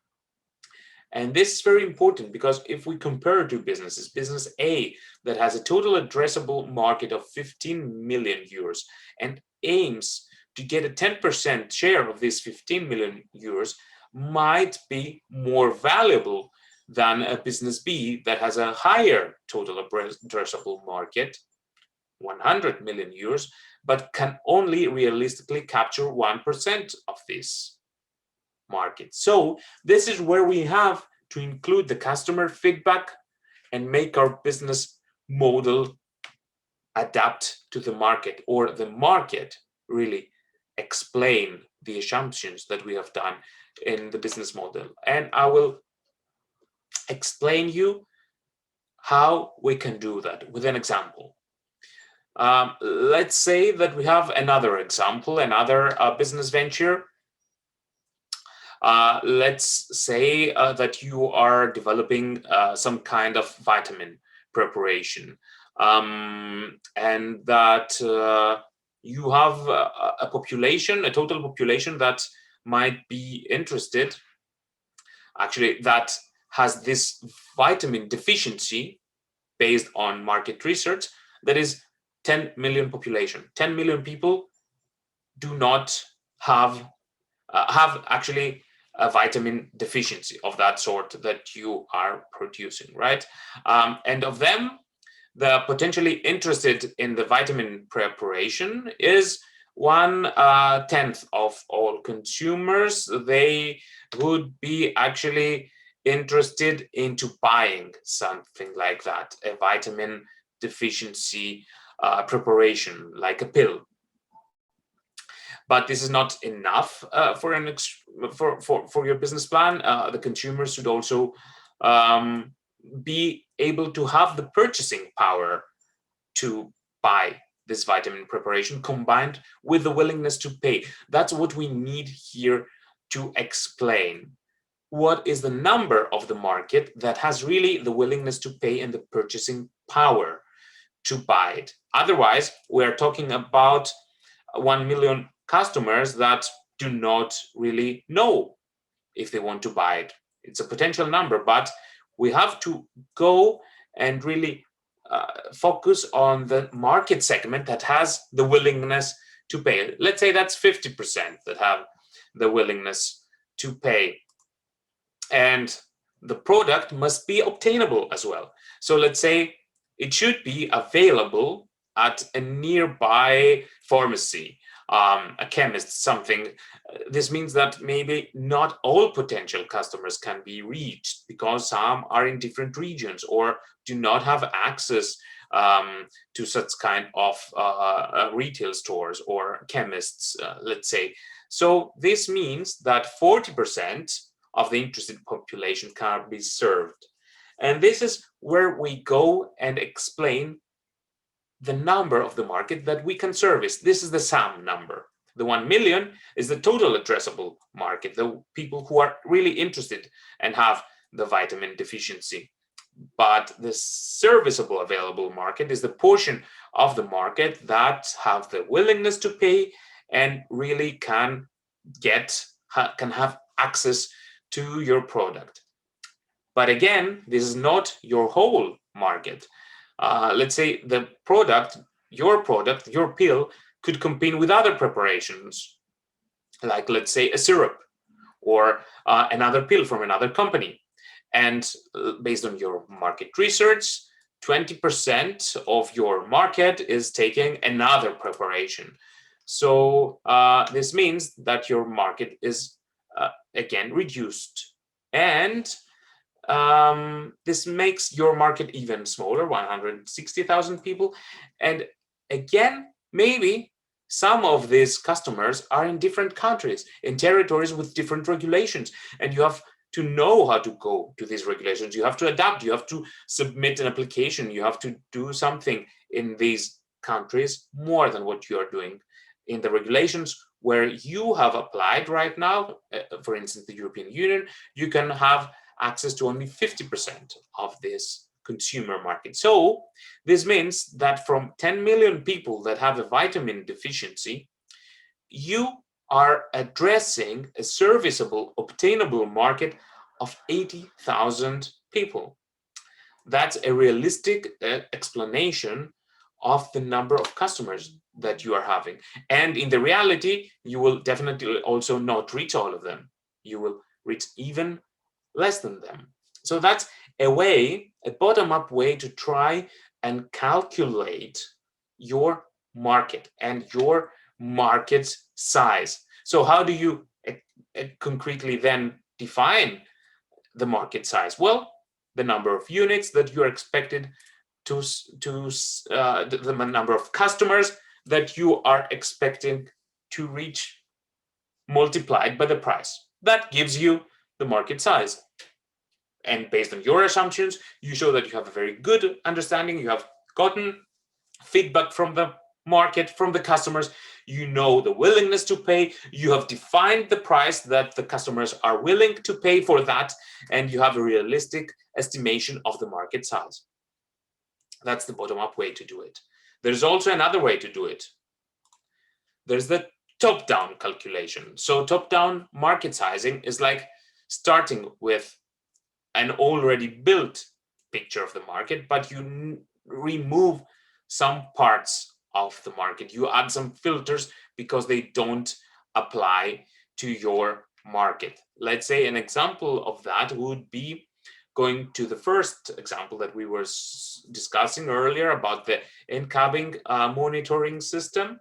That the market volume is the market for driver monitoring, which has an amount which is $6 billion in 2019, as a growth rate of 16.4% on an annual basis, and it will reach $20 billion in 2026, and based on specific drivers of market volume and on filters that we say, okay, this technology does not apply to this and this, we are focusing on a 10% of passengers vehicles. And we say that we will reach 10% of the total market by 2027. So that's a way to calculate the market top down. Of course, the better way to calculate your market is the bottom up way, but then you need to invest much more resources into research.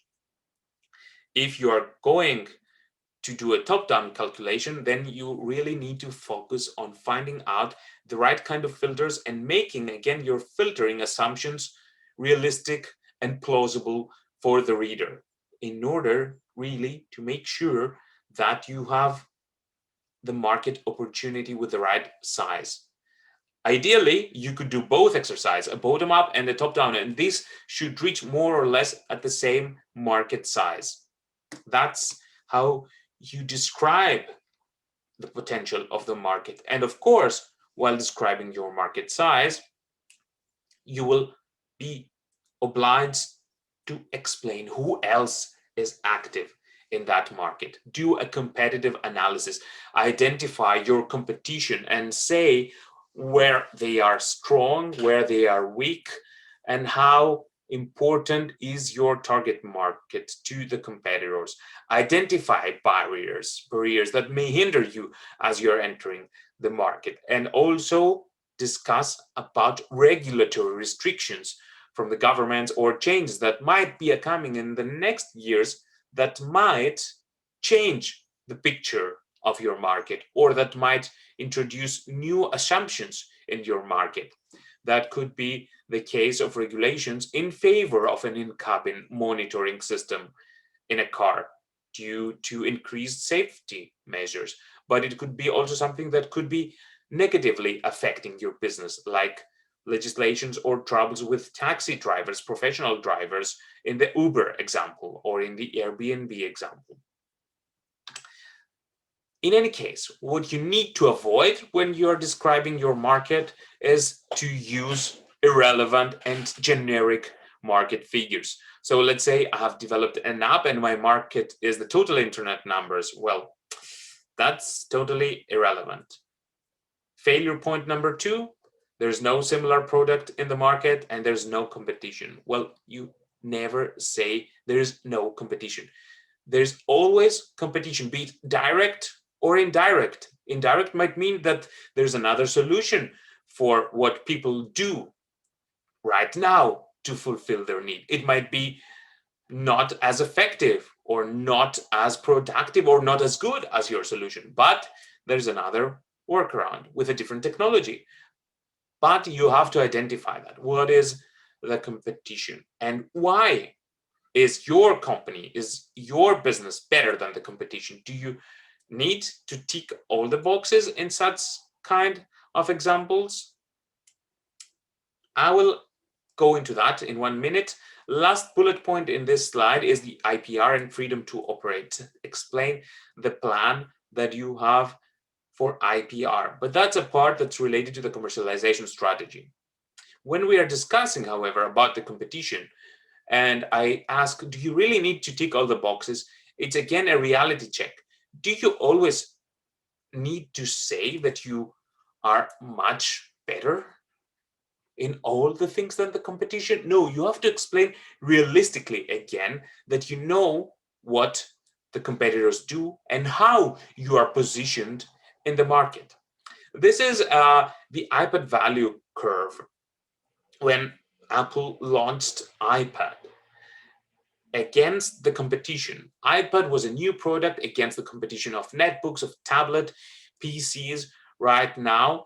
And well, Apple tried to have a matrix with some of the best features that iPad has, and it does not perform best in all of these value propositions that it has. So it has a good, very high response time, it has a high battery life, it has a closed distribution model for application, which is negative for the users, but also good for the developers of the application. It has an excellent user experience, but it has a fierce competition from computers. The price is not affordable for everyone, and it does not have all the tech you can squeeze in because it has limits in space.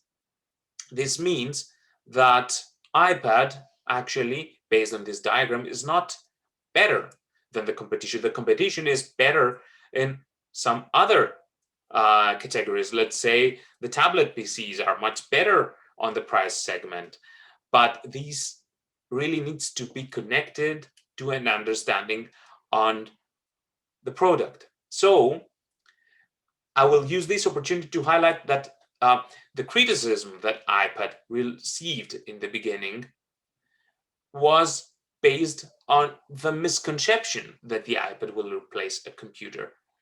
The competition in that case that iPad with a value proposition creates is going to replace something else, a cookbook, a photo album, a board game, a book, but it's something different. It was not, or at least at the beginning of introduction of the iPad in the market, not the computer segment. So this means, going back to what I wanted to say with the previous slide, that you don't really have to tick all the boxes that you're better on the technology, but you have the right market fit. So what's the market that the iPad is looking for, and why does this set of features apply very well to this market? Going to the details.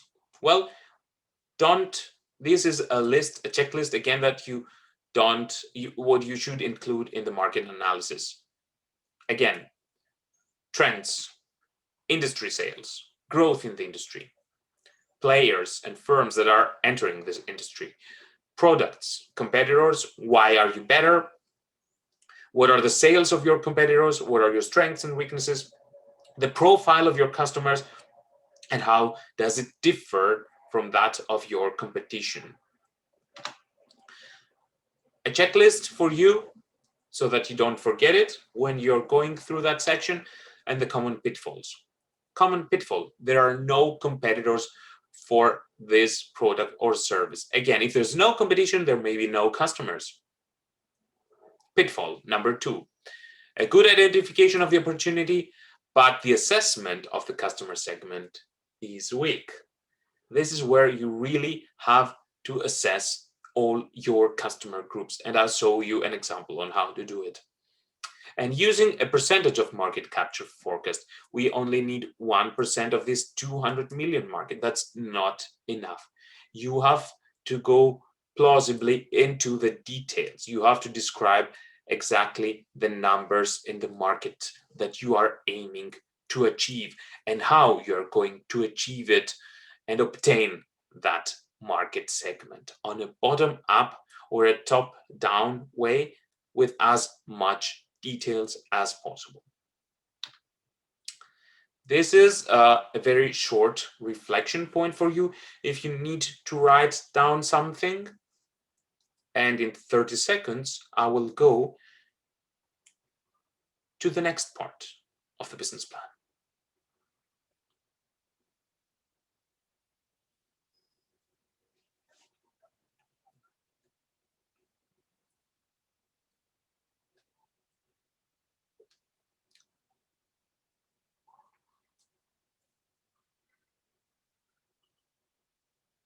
The reflection points serve two purposes, actually. The one is you to write down something that you noticed while I was speaking, something that is related to your business venture, and also for me to get a sip of water.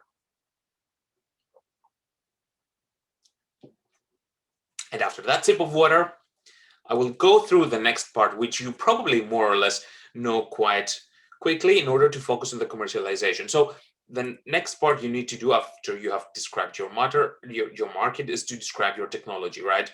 The state of the art, to compare the technology to other solutions, and explain what are the requirements to the commercialization.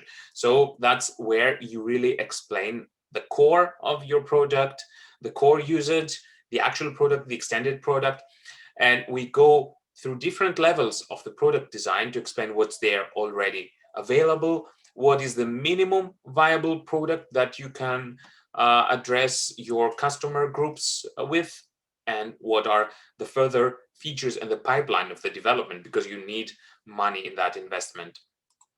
This is a way to describe the technology development of a product. And for technological ventures, there's a very interesting and useful scale to describe that, and it's called technology readiness level scale, where you can say exactly at which level your technology is right now. The technology readiness level scale is a scale from 1 to 9, where it says 1 is the idea or the basic principles observed of a technology. 9 is the full system in commercial environment, in commercial application, in operational environment. Some major milestones in this scale is technology readiness 1, 2, 3 is on disruptive and basic research. Going beyond 3 to 3, 4, 5, you are on applied research. At TRL 6, you say usually that you have a prototype and a first test product in TRL 7 and a commercial end product at TRL 9. And when you're presenting your technology, you can explain how this has evolved through the years, to explain exactly what is the current development stage and what you need to do next. But the thing that you don't need to omit is to do a comparison also to other technologies. So let's say you are offering a technology for a new coating, and this is your solution that is very good, but there are other competing solutions in the market which use different technologies. So even if you might be using a coating pan, there might be a top spray, a bottom spray, a rotor, or another technology that might be relevant for the market and for your customers. So what I want you to take from the technology description is that you have really to give a fine understanding and a good presentation of where you are right now positioned in the technology development of your product or your service, what needs to be done, what are the features of the product right now and in the future, and what is the comparison to competing technologies, not to competitors in the same market, but to other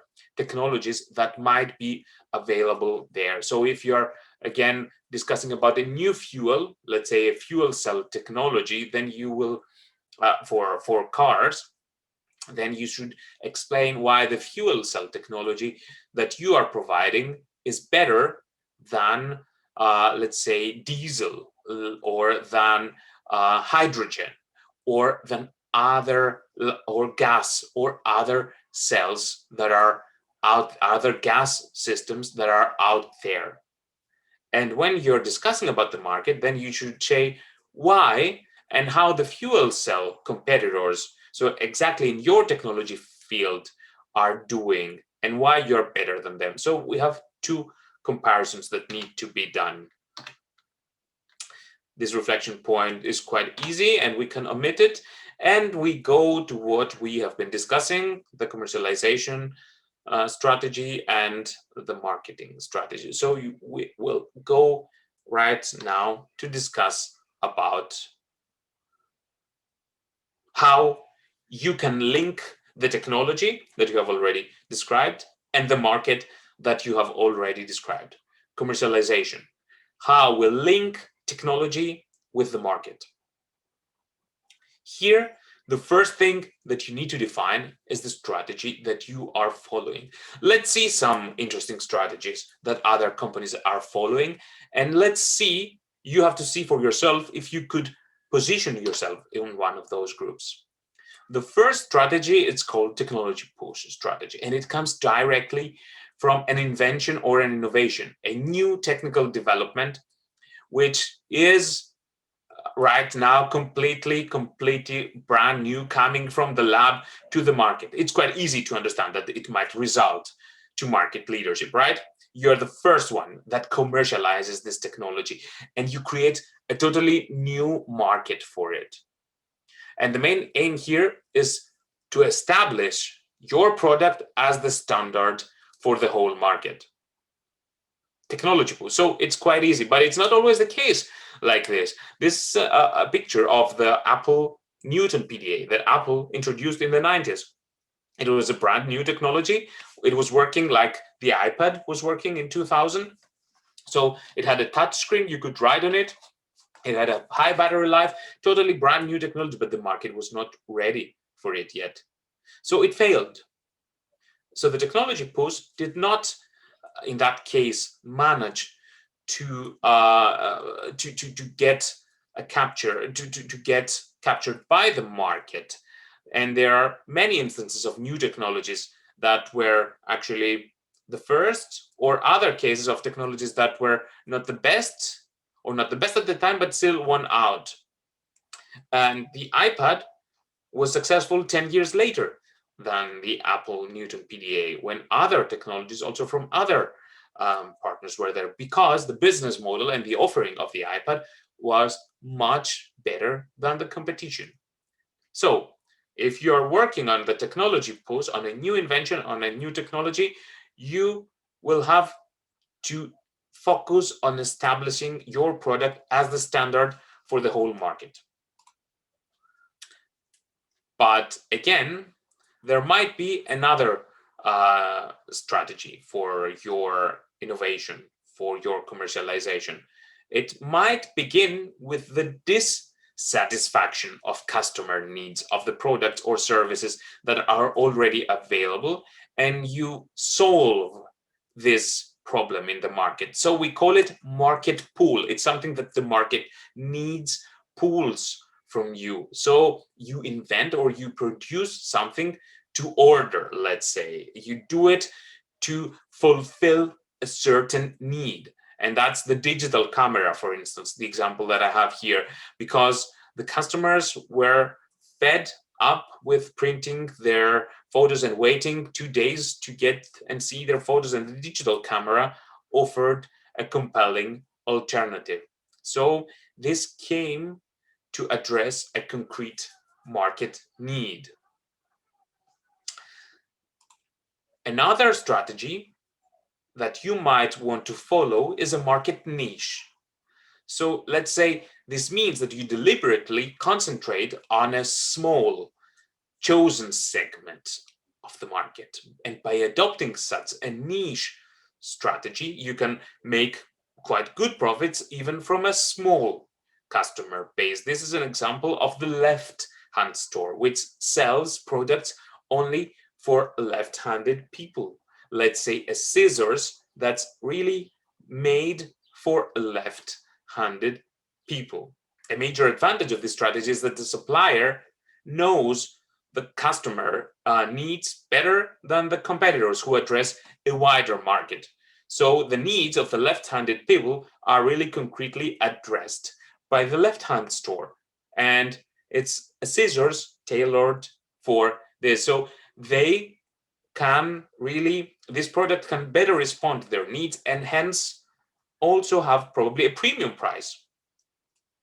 In that case, in this kind of niche marketing, you can choose to pursue one specific or a combination of several niche strategies. So let's say specialize in an end use and concentrate on a particular application of the product, or specialize in a particular part of the distribution chain. For example, not on the customer, but on operating middlemen, on brokers, on suppliers of raw materials, on logistics subcontractors, etc.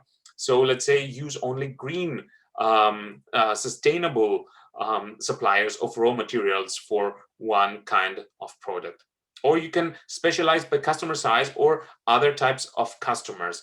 So let's take, for example, supplying small businesses or only hospitals above a certain size, which means that concentrating on relatively neglected small customers can be particularly rewarding. And you might have also a product specialization, which is quite typical for the beginning of a new venture, like the left-hand store, which later could be changed and could be developed. So this strategy might in the future be changed or not.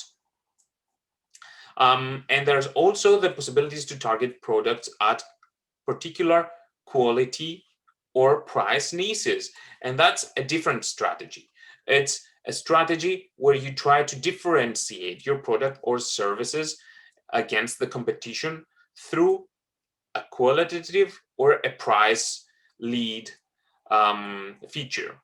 This means these are two examples of Miele, which has a vision of providing always better devices than the competition, or of Aldi, that always tries to have a concrete advantage over the competition with lower prices. This is called as cost leadership, which allows for differentiation in the market in a specific existing market, the retail business, via lower prices.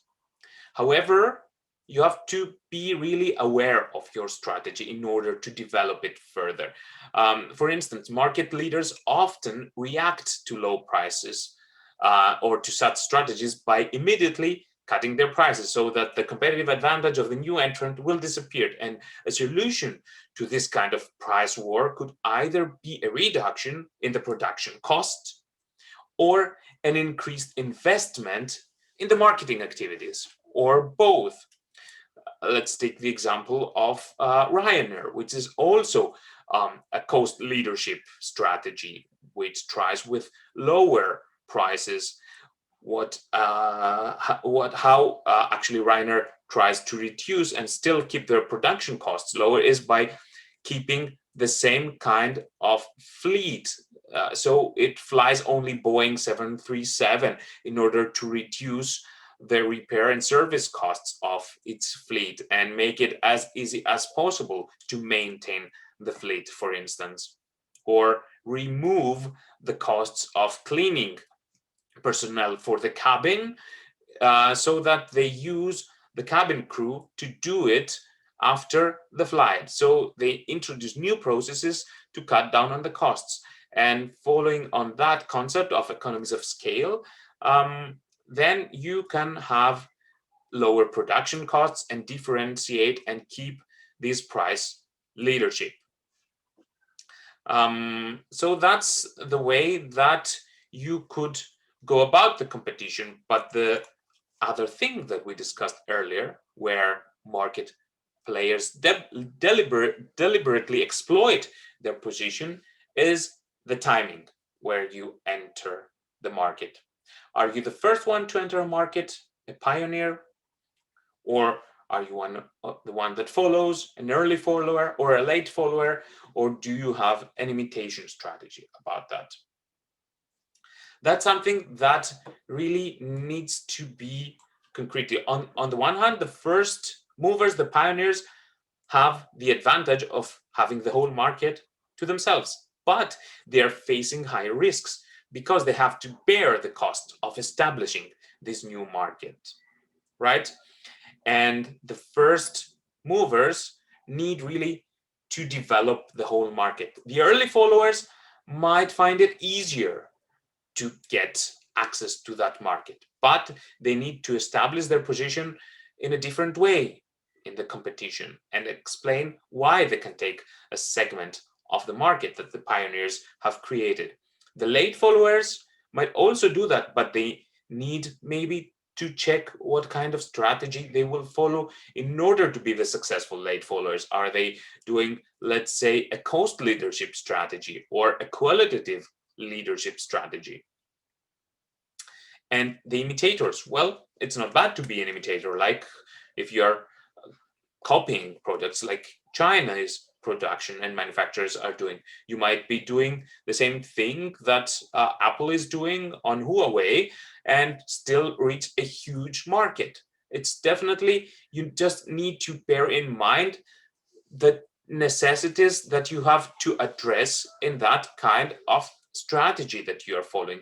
And the example of the browser war is to you all well known. Netscape was a pioneer, was the first browser that was in the market, in the technological market out there. And the early follower, Internet Explorer, managed to get a higher percentage and develop a technology that was included in the operating system of Windows.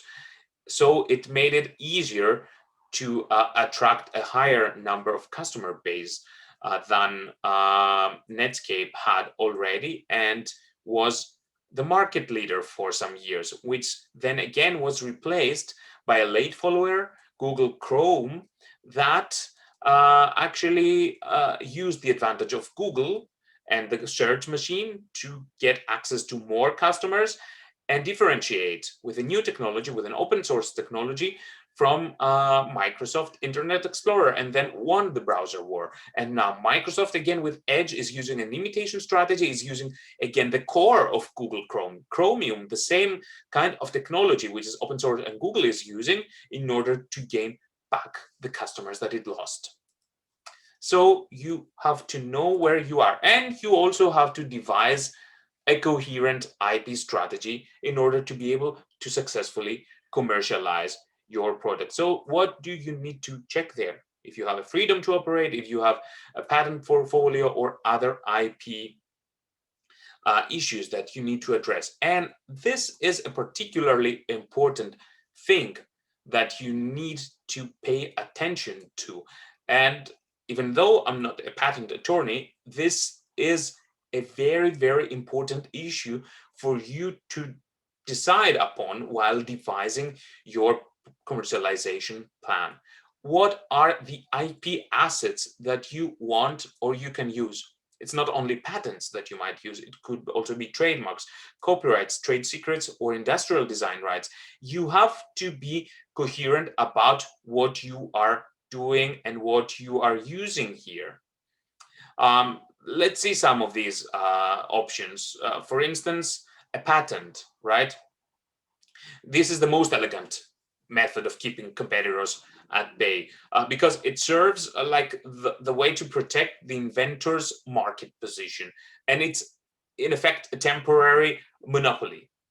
What it does, it gives you the exclusive right to exploit an invention for a limited period, generally speaking for 20 years, and in specific geographies, in specific jurisdictions. So you have the freedom to produce it, you can distribute and sell the patented products, and nobody else can do it the same way. But there are also other ways that you can use the patent. In a second way, it could be useful. It could be blocking the competition. It could be used as a blocking patent.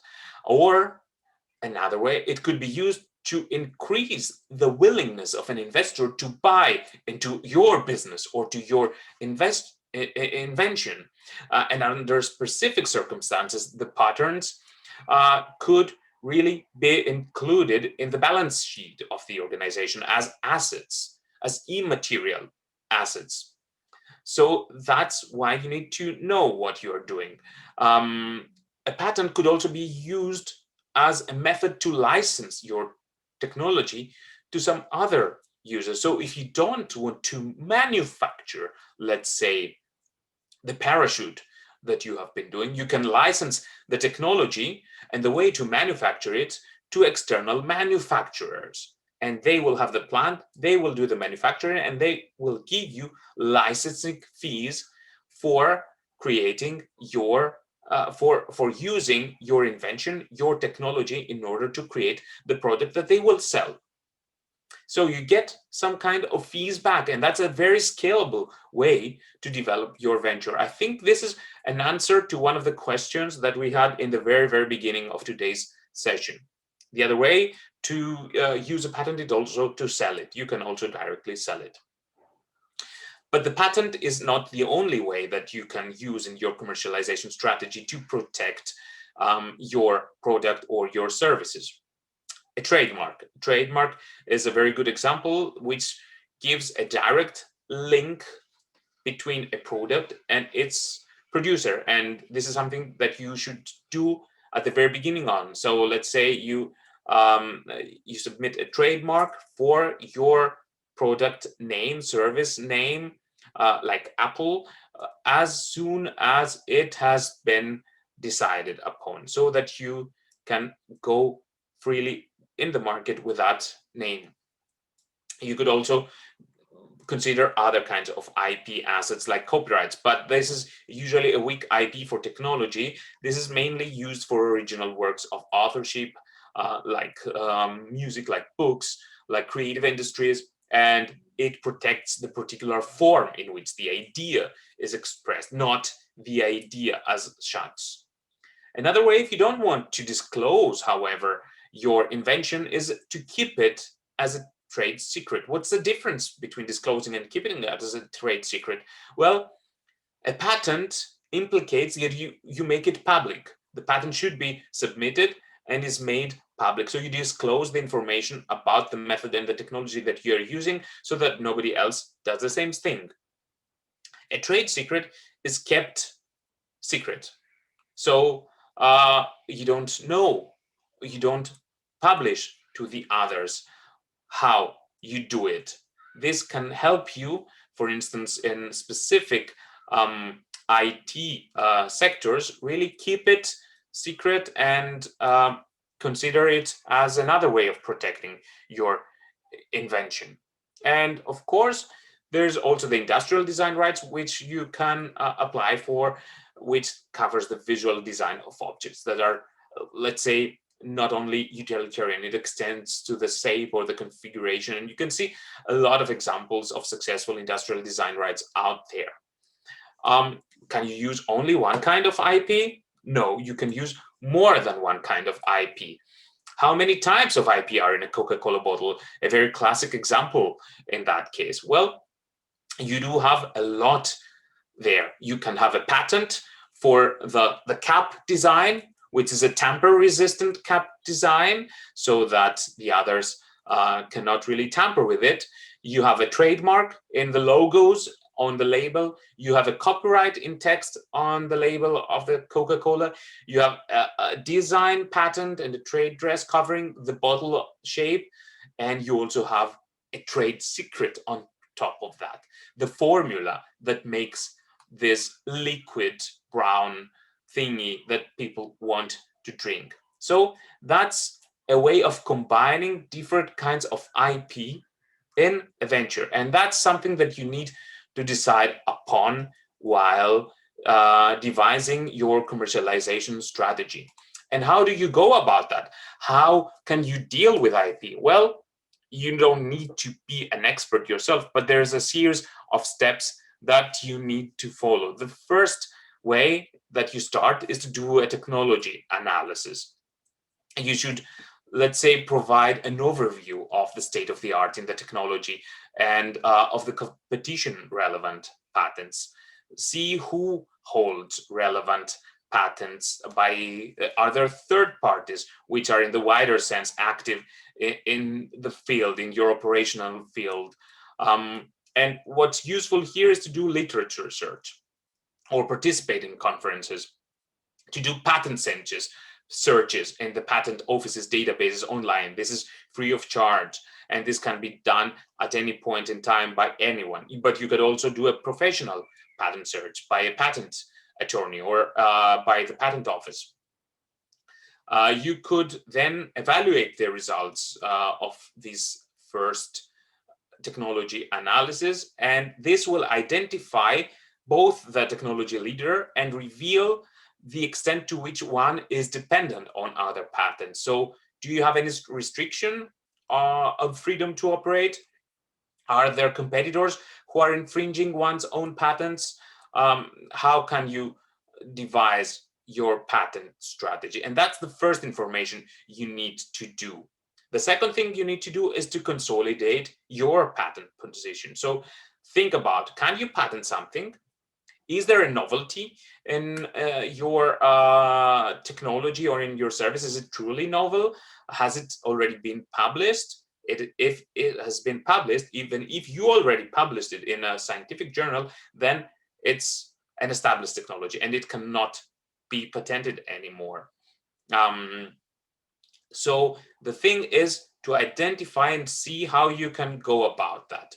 And if you want to file a patent, then you should do it as soon as possible, because the date of the first filing establishes priority in respect of similar patents that might be filed subsequently in other jurisdictions, and cover all aspects of the technology, product, or value chain. This means that every aspect of an invention should be protected, which sometimes might involve different patents, more than one patent, and file follow-up patent applications, not necessarily on other technologies to cover the value chain, but also on other jurisdictions in other countries within some time of the original filing. If you do it actually within 1 year of the original filing, this is usually deemed to have been filed with the original priority date. See if there are other patent loopholes in other applications. So do you have any loopholes, or are there any weaknesses in the market on the patent portfolios that have been already been submitted? Are there any patents that you could apply for and close these loopholes with additional applications or in cooperation with third countries? And once you do it, you have to secure the freedom to operate and a licensing strategy. So if the patent analysis has revealed that no other patents are covering your area, you have the freedom to operate. So if it showed that you are potentially infringing patents or property rights that belong to others, this is no reason to throw in the towel, right? You can, and other organizations often own patents which are not of great importance to their corporate goals and therefore are of no great strategic interest to them. In such case, you could reach an agreement to license or cross-license a patent, or purchase or cooperate with another patent, or do a legal action against another patent. But it could also prove rewarding for you to license out your idea, thus increasing your profits, and you should always give this option some serious thought. The next thing that you need to do is to manage your patent portfolio, and that could be patent portfolio. I'm talking about the whole bundle of patents working together, functioning together to provide protection against the competition. Because one patent alone is usually no longer sufficient to give any real protection against imitators. Where possible, it is advisable to patent an idea at different levels. So let's say if you have a chemical compound, a totally different example, one can patent the compound itself. So you protect the substance, the method of the synthesis and the production. So you patent the process and the product application. So you do some applications patents in that case. And a good patent portfolio limits the opportunities for competitors to find clever ways to circumvent the original patent and come into your market. And for an effective portfolio management, it is helpful for the inventor and the patent experts to meet frequently and discuss current problems arising in relation to this project or to property rights, if you are not the inventor per se, if there's another one who is the inventor. Next steps, of course, you have to do a technology watch, as we often call it, in order to monitor both competitors' new publications and patents and the legal status of your own patent application. So an ongoing monitoring of what's going there, and a monitoring of infringements of rights, because patent rights are exclusive rights. The inventor has an economic interest in identifying infringements, and using a patent lawyer to assert your right might be a way to move forward. And of course, further application strategies, filing a patent, or really see if you don't want to go about with patents, if you want to better go further with trade secrets, if you don't want to publish, as we said previously. So decide about that in an early phase. What do you want to do? So that's how you deal with IP, and there are experts to help you about that. There are mentors on the program, on the initiative that we are right now on, the Innovation Factory initiative, that can help you with that before you devise your go-to-market strategy. And that was a deep dive in the IP part of your commercialization strategy. But then, after you do that, you have to go to the market, and you have to formulate your go-to-market strategy. And here things are a bit more simple. If you have done all the research, and if you have done everything until now, you have answered a lot of questions that are related to a successful go-to-market strategy. What is a go-to-market strategy? Well, to make it again simple, if your product is point A and your customer is point B, then the go-to-market strategy is everything that happens to build a bridge between these two, point A and point B. And you have a product, and you need to find a way to get it in front of the right people. And that includes figuring out the way to market it, to sell it to the ideal customer base at an attractive price, and the unique problem your product solves or improves should be here identified. And we discussed about that, the target markets, the customers, but then you have to see, how do you position your brand here? What are you offering, through which channels? What is the pricing? And what is the marketing strategy? And that's what you need to do. Go to the market and decide who are your target buyers and how to reach them. What are their selling prices that you can go there? And what is, again, the size? Or are you going to do it directly or online or through indirect channels? And how do you influence your target buyers to do it? The example of Nespresso, use George Clooney in the market strategy to influence your buyers, and use all possible retail channels directly and online, but not indirectly, not through distributors, and use a premium price. So this is where you have to make these decisions. And in order to do it, many times you have to look at the whole value chain and identify your role in the value chain.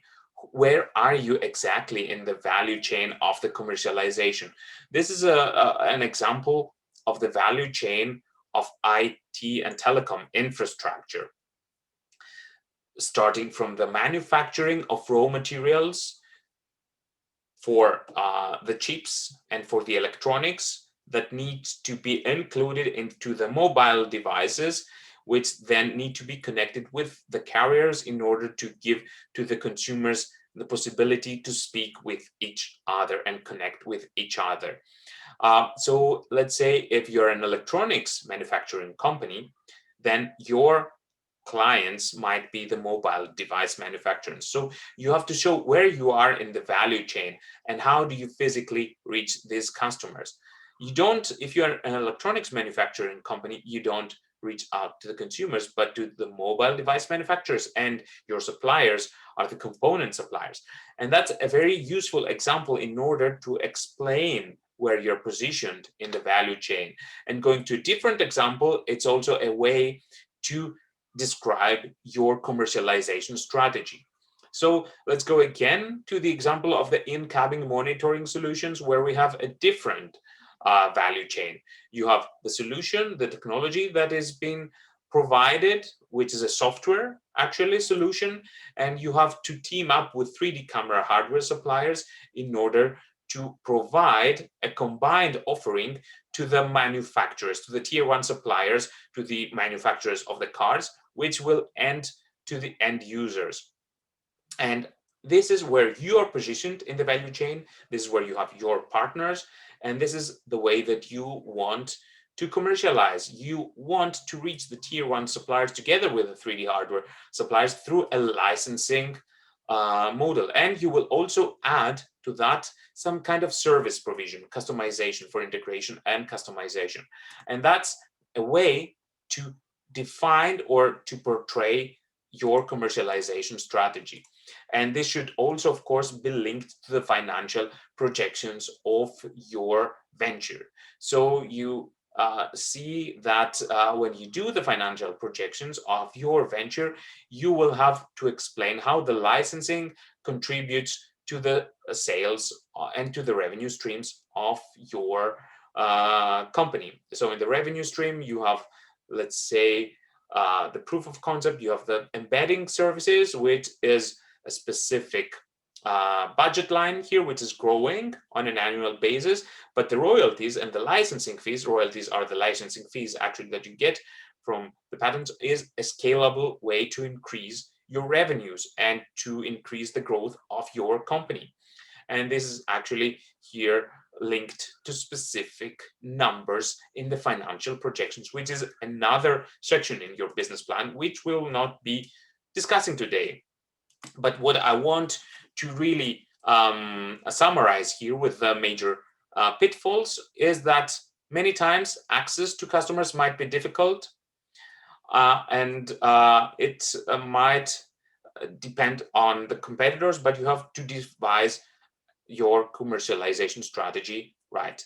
The market entry strategy might be unrealistic, it might be not novel, and it could not stimulate interest in product or service. And there could be no clear scale-up strategy required for business growth, like the licensing fees that we saw earlier that contribute definitely to the scale-up factor. So these are common pitfalls for that. A strategy and marketing commercialization checklist for you to look later, because we are closely coming to the end of today, and I want to get some minutes for Q&A before we close our webinar. The last part that you need to devise and discuss and decide upon in your business strategy and in your commercialization strategy is how do you reach your customers with what marketing activities. And here it's very well known from the marketing for P, product, pricing, placing, promotion, and maybe 5P, partners. Which other companies can you cooperate with? Product, which features does your product have to meet the relevant customer needs, right? That's the first thing that you need to devise to understand your marketing mix. The price, what is the price you can charge for your product? Placement, how do you intend to reach customers with your product? Or distribution mix as written here in the slide. Promotion, which communications tools do you want to use to get across? And actually, number 1 and 2, product and price, we have already discussed a lot.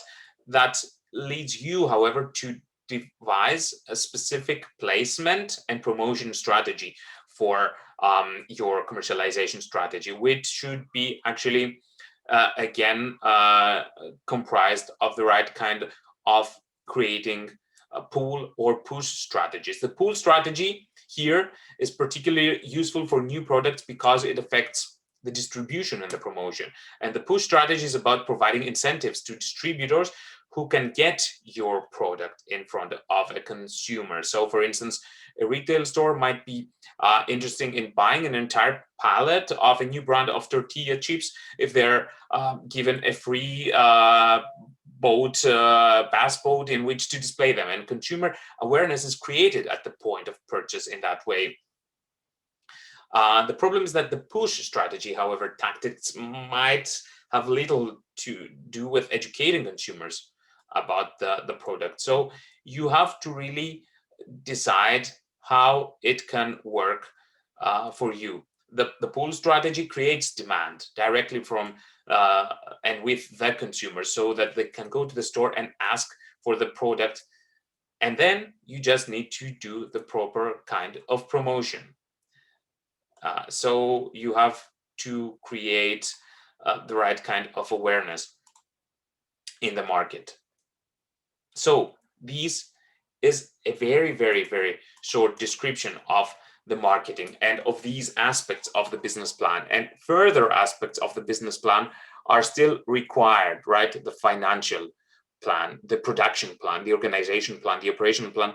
But these are not anymore related to the go-to-market strategy, and they are more understandable. And I think you know what you need to include there. The only thing that I want to comment on the aspects of the business plan that we will not cover anymore today is on the financial plan. One of the most difficult parts is to do the financial section. If you have done, however, the commercialization strategy, the market strategy, if you have done your numbers and figures and assumptions in a good way, then you're on a very, very good path. But it's difficult always to project figures on a brand new business, especially when you don't know if there's a roadmap or something to follow. And what you should always be doing is to gauge yourself with similar companies, see what they are making, see what they are gaining, what their profits are, and see how you can adapt and iterate based also on these figures while devising your financial projections. And that's the final point of reflection, where I will open the floor to Q&As before doing a last wrap up from my side. I see that we have some questions. Yes, we have some questions. First question is about the market research. So we have a question about the cost of the market research. And then this is a challenge for companies in order to reach the more realistic, serviceable, obtainable market. And our participant is asking whether there are any tips in order to get some low-cost market analysis. Yes. So in that case, the thing is that you can do it yourself. You can do a part of a market analysis on your own and do a lot of the assumptions on your own and get some high-level numbers from the competition. You don't need to outsource it, but it's a great deal of information that's involved in a good market analysis. So that's something where you have to balance out the numbers that you can really do on your own and what you need to get. The only hack for a market analysis on the cheap is really to gauge what your competitors are doing and what are their numbers in the market. I would like to add something here, especially for RIF beneficiaries through the innovation programs. They can cover such activities under the budget of their funded projects. So we expect them to, we expect these beneficiaries to, seek professional advice from experts, either for marketing activities or, some coaches or mentors. So please use your budget to cover this kind of activities. So another question is regarding the software as a service business, whether they should waste effort and money for IP if it can be replicated easily by a competitor in this industry. Yeah, that's a very interesting question. So there are things that you can really focus on your IP strategy in the software as a service business, and things that do not really need to be considered in that case. It's definitely difficult to patent software, let's say, but there are things in your value chain that you can patent, and this is where you should focus. So software as a service as such might not be a field where you need to patent a lot of stuff, but on the value chain, let's say, if you are working on a framework to get data from sensors, then this is a methodology and a framework that you could patent in order to inhibit competition. So it's not, in that case of software as a service, IP or patenting the software per se, but it's the value chain, the framework, the ways that you are providing solutions to the market in order to do it. And if you do some kind of patent monitoring, you will see that the major players in that market, Microsoft, let's say, Amazon, do a massive number of patents submitting in new technologies that are really very, very much away from today's ideas, but they are methods. Let's say, how could you interact in a store, store like from Amazon, with your voice? You go without any wallet in the store and you interact with the store only through your voice command. So the store has installed microphones and the microphones hear your voice, and you actually patent a methodology, a way of working there. So there are parts of the value chain where you could see and you could build your IP strategy, again, with possibly partners. So that's where you might need to focus. Or you could just go out and about and get a part or a percentage of the market, like Uber did, because I see the other two questions which are related to the IP that Uber has. This is a question that we could see in a different setting, more detailed, and you can find some analysis on that. But the thing with Uber and this kind of IP, which is nothing really breakthrough or something that has a great value, is that it's a technology that focuses on locking the customers on that platform, a technology, a methodology that uses another commercialization strategy. It's the first mover advantage. So it created a new platform and tried to establish a vast customer base as quickly as possible and retain its customer base. So it's not always this kind of IP that is relevant. Uber, of course, has a trademark which is well known worldwide and respected. So it definitely has some kind of IP, but it is not a patent strategy in that case. That was the important part. And this is also something that you can exploit yourself, of course, if it's something that can be really easily copied and done by others like Lyft or anyone else. So I see we don't have any further open questions, and I will try to give you my top tips since you managed to reach to that point. We have 1 minute to wrap it up, but I think I'll make this last minute worth it for those who were here. As a summary, focus, top tips for your venture. Get your business model right. Use, if you want, the business model canvas, but definitely plan, iterate, and experiment with your business model from the very beginning on. Create a solid commercialization strategy. Think how you will protect your product or your service from the competition, and not let luck decide on its own. And plan your go-to market strategy, identifying your market, talking with your customers and with your market early on. Top tips for your business plan. Aim for your audience. Write a business plan that's aiming for the right kind of audience. So a business plan for Research and Innovation Foundation is different from a one for VCs, and think that everyone has a short attention span. Write a killer executive summary. Don't over-obsess with words. It's the thoughts that count, and focus on who's going to buy what you're selling and how you're going to reach them. Again, the commercialization strategy. Focus the rest of your attention on the numbers and offer really well-researched and well-documented assumptions that the reader can believe. Make your story interesting so that people want to buy it. And if you still don't feel comfortable about it, get someone to help you, a consultant, a mentor.